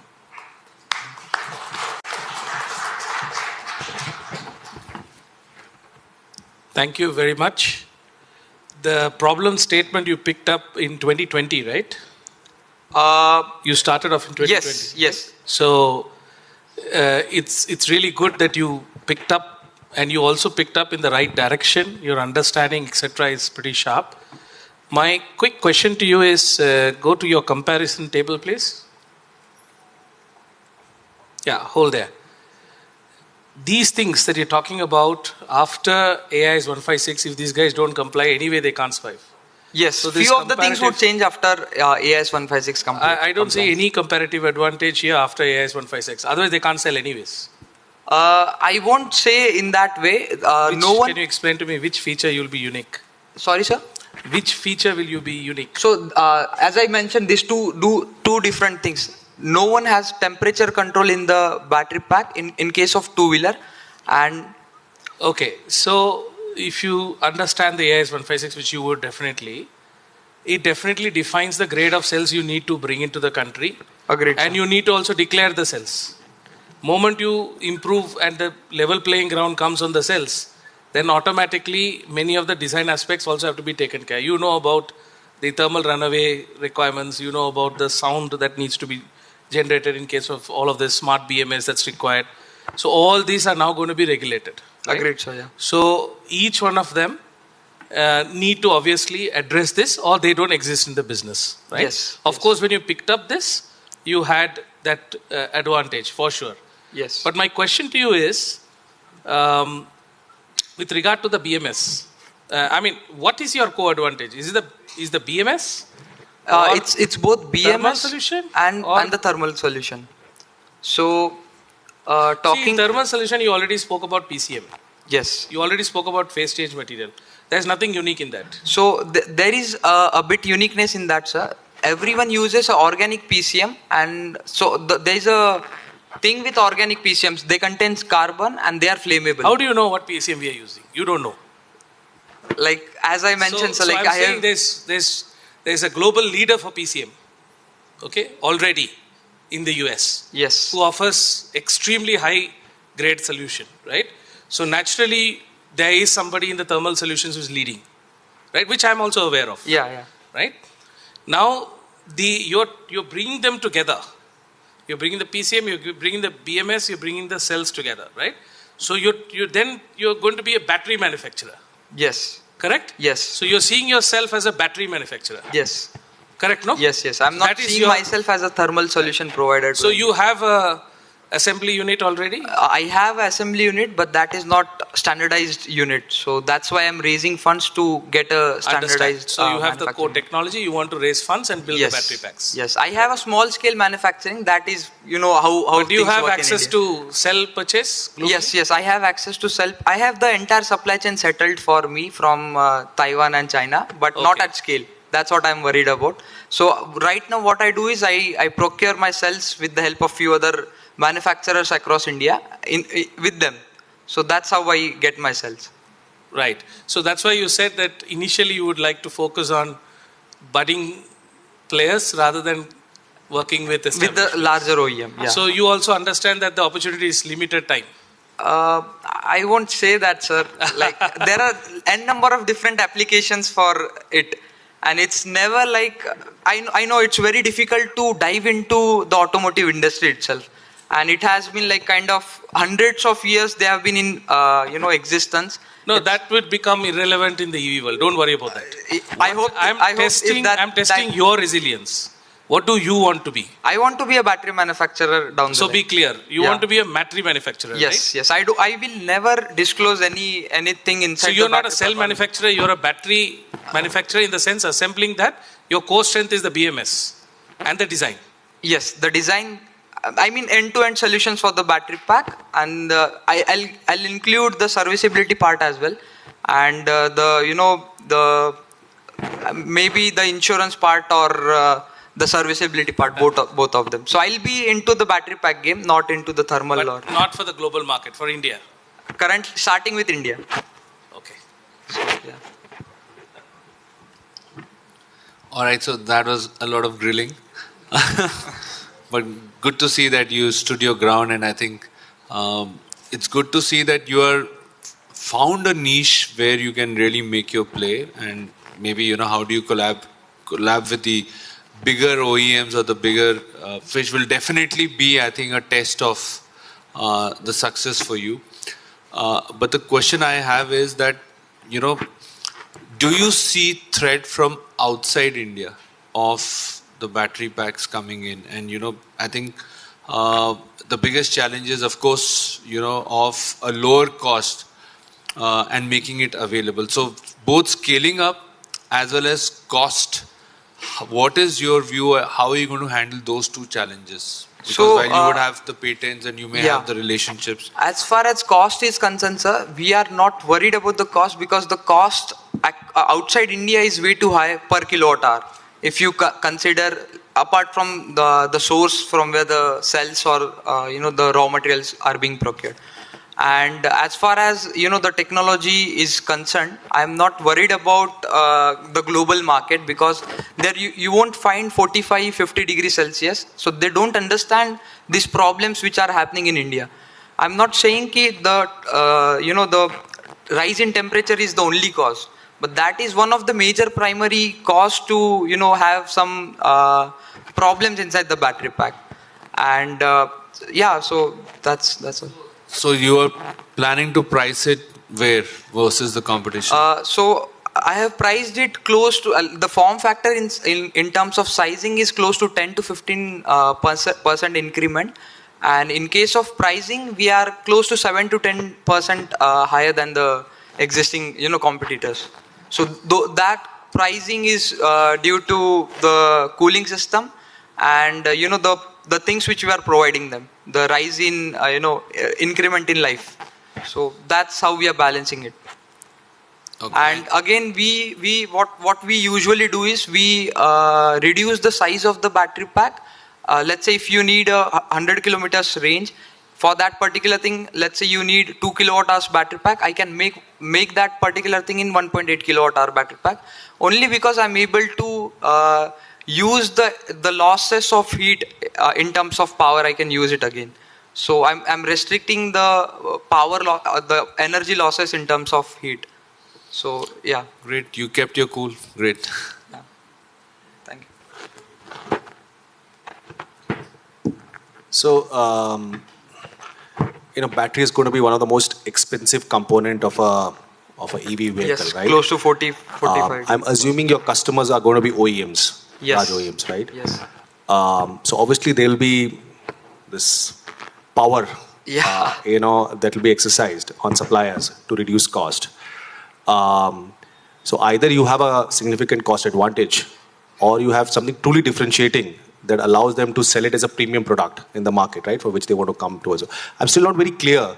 Or if you're going to be another Me Too player, which is fine, because the market is going to grow. So I'm just not still very clear on how you're intending to position yourself to be able to have a competitive edge in the market. Yeah, I'll just give you a brief about so what exactly happens. I'm dealing with one of the fleet operator. So he has more than 2,000 vehicles across India, mostly in Gurgaon, Hyderabad, and few of the cities. So what's happening with them is they have vehicles from 10 different OEMs, and they place let's say 200 vehicles at a time. They are not they have been in operations from last 1 year, and the problems which they are facing is the battery packs are going out of charge in less than 6 to 8 months itself, and these all OEMs are top 10 electric two-wheeler manufacturers across India. Still they are facing these problems at scale, and then we visited these OEMs and the battery pack manufacturers. What they are facing, the problems which they are facing is each and every product has some of the errors inside it. Like all the battery packs are not 100% efficient.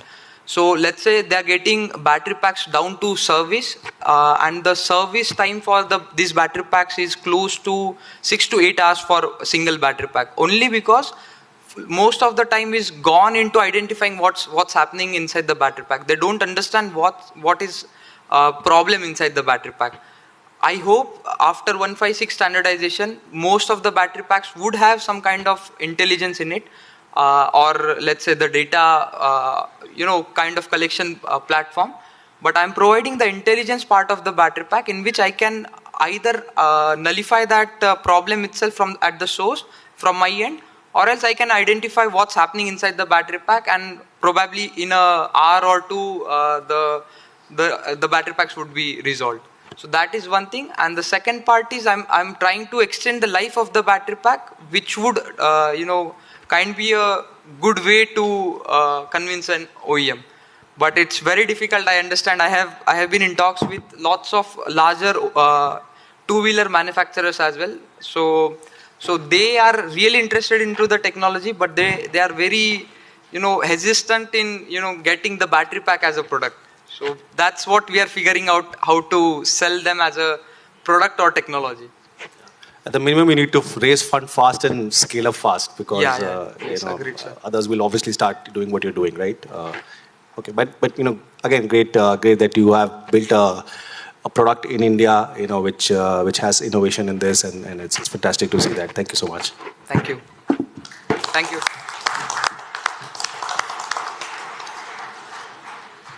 Thank you. And now I would like to thank to all the startups and congratulations and all the best for pitching their innovative ideas in the new mobility area. While we collate the results, I would like to showcase you the launch video of Telangana Mobility Valley, India's first new mobility-focused R&D and manufacturing cluster. Can we have the video? Marks. If you can come at the backstage for 5 minutes, we'll quickly align. I'll first. Should we not discuss? So, yes, you can, start discussing as well. Meanwhile, I'll collate the result, basically, and then we can align on the results. It's a mathematical approach. The future is green and sustainable, and it's already here.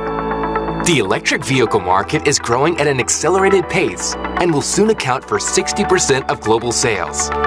An opportunity for India to establish itself as the hub for sustainable mobility innovation, talent, and R&D through a concerted effort to build a future-ready ecosystem. Enter Telangana, India's youngest and fastest-growing state. Since its inception in 2014, Telangana's GDP has more than doubled. The state is consistently ranked in the top 3 states in terms of ease of doing business, making it a powerhouse of India's leading industries.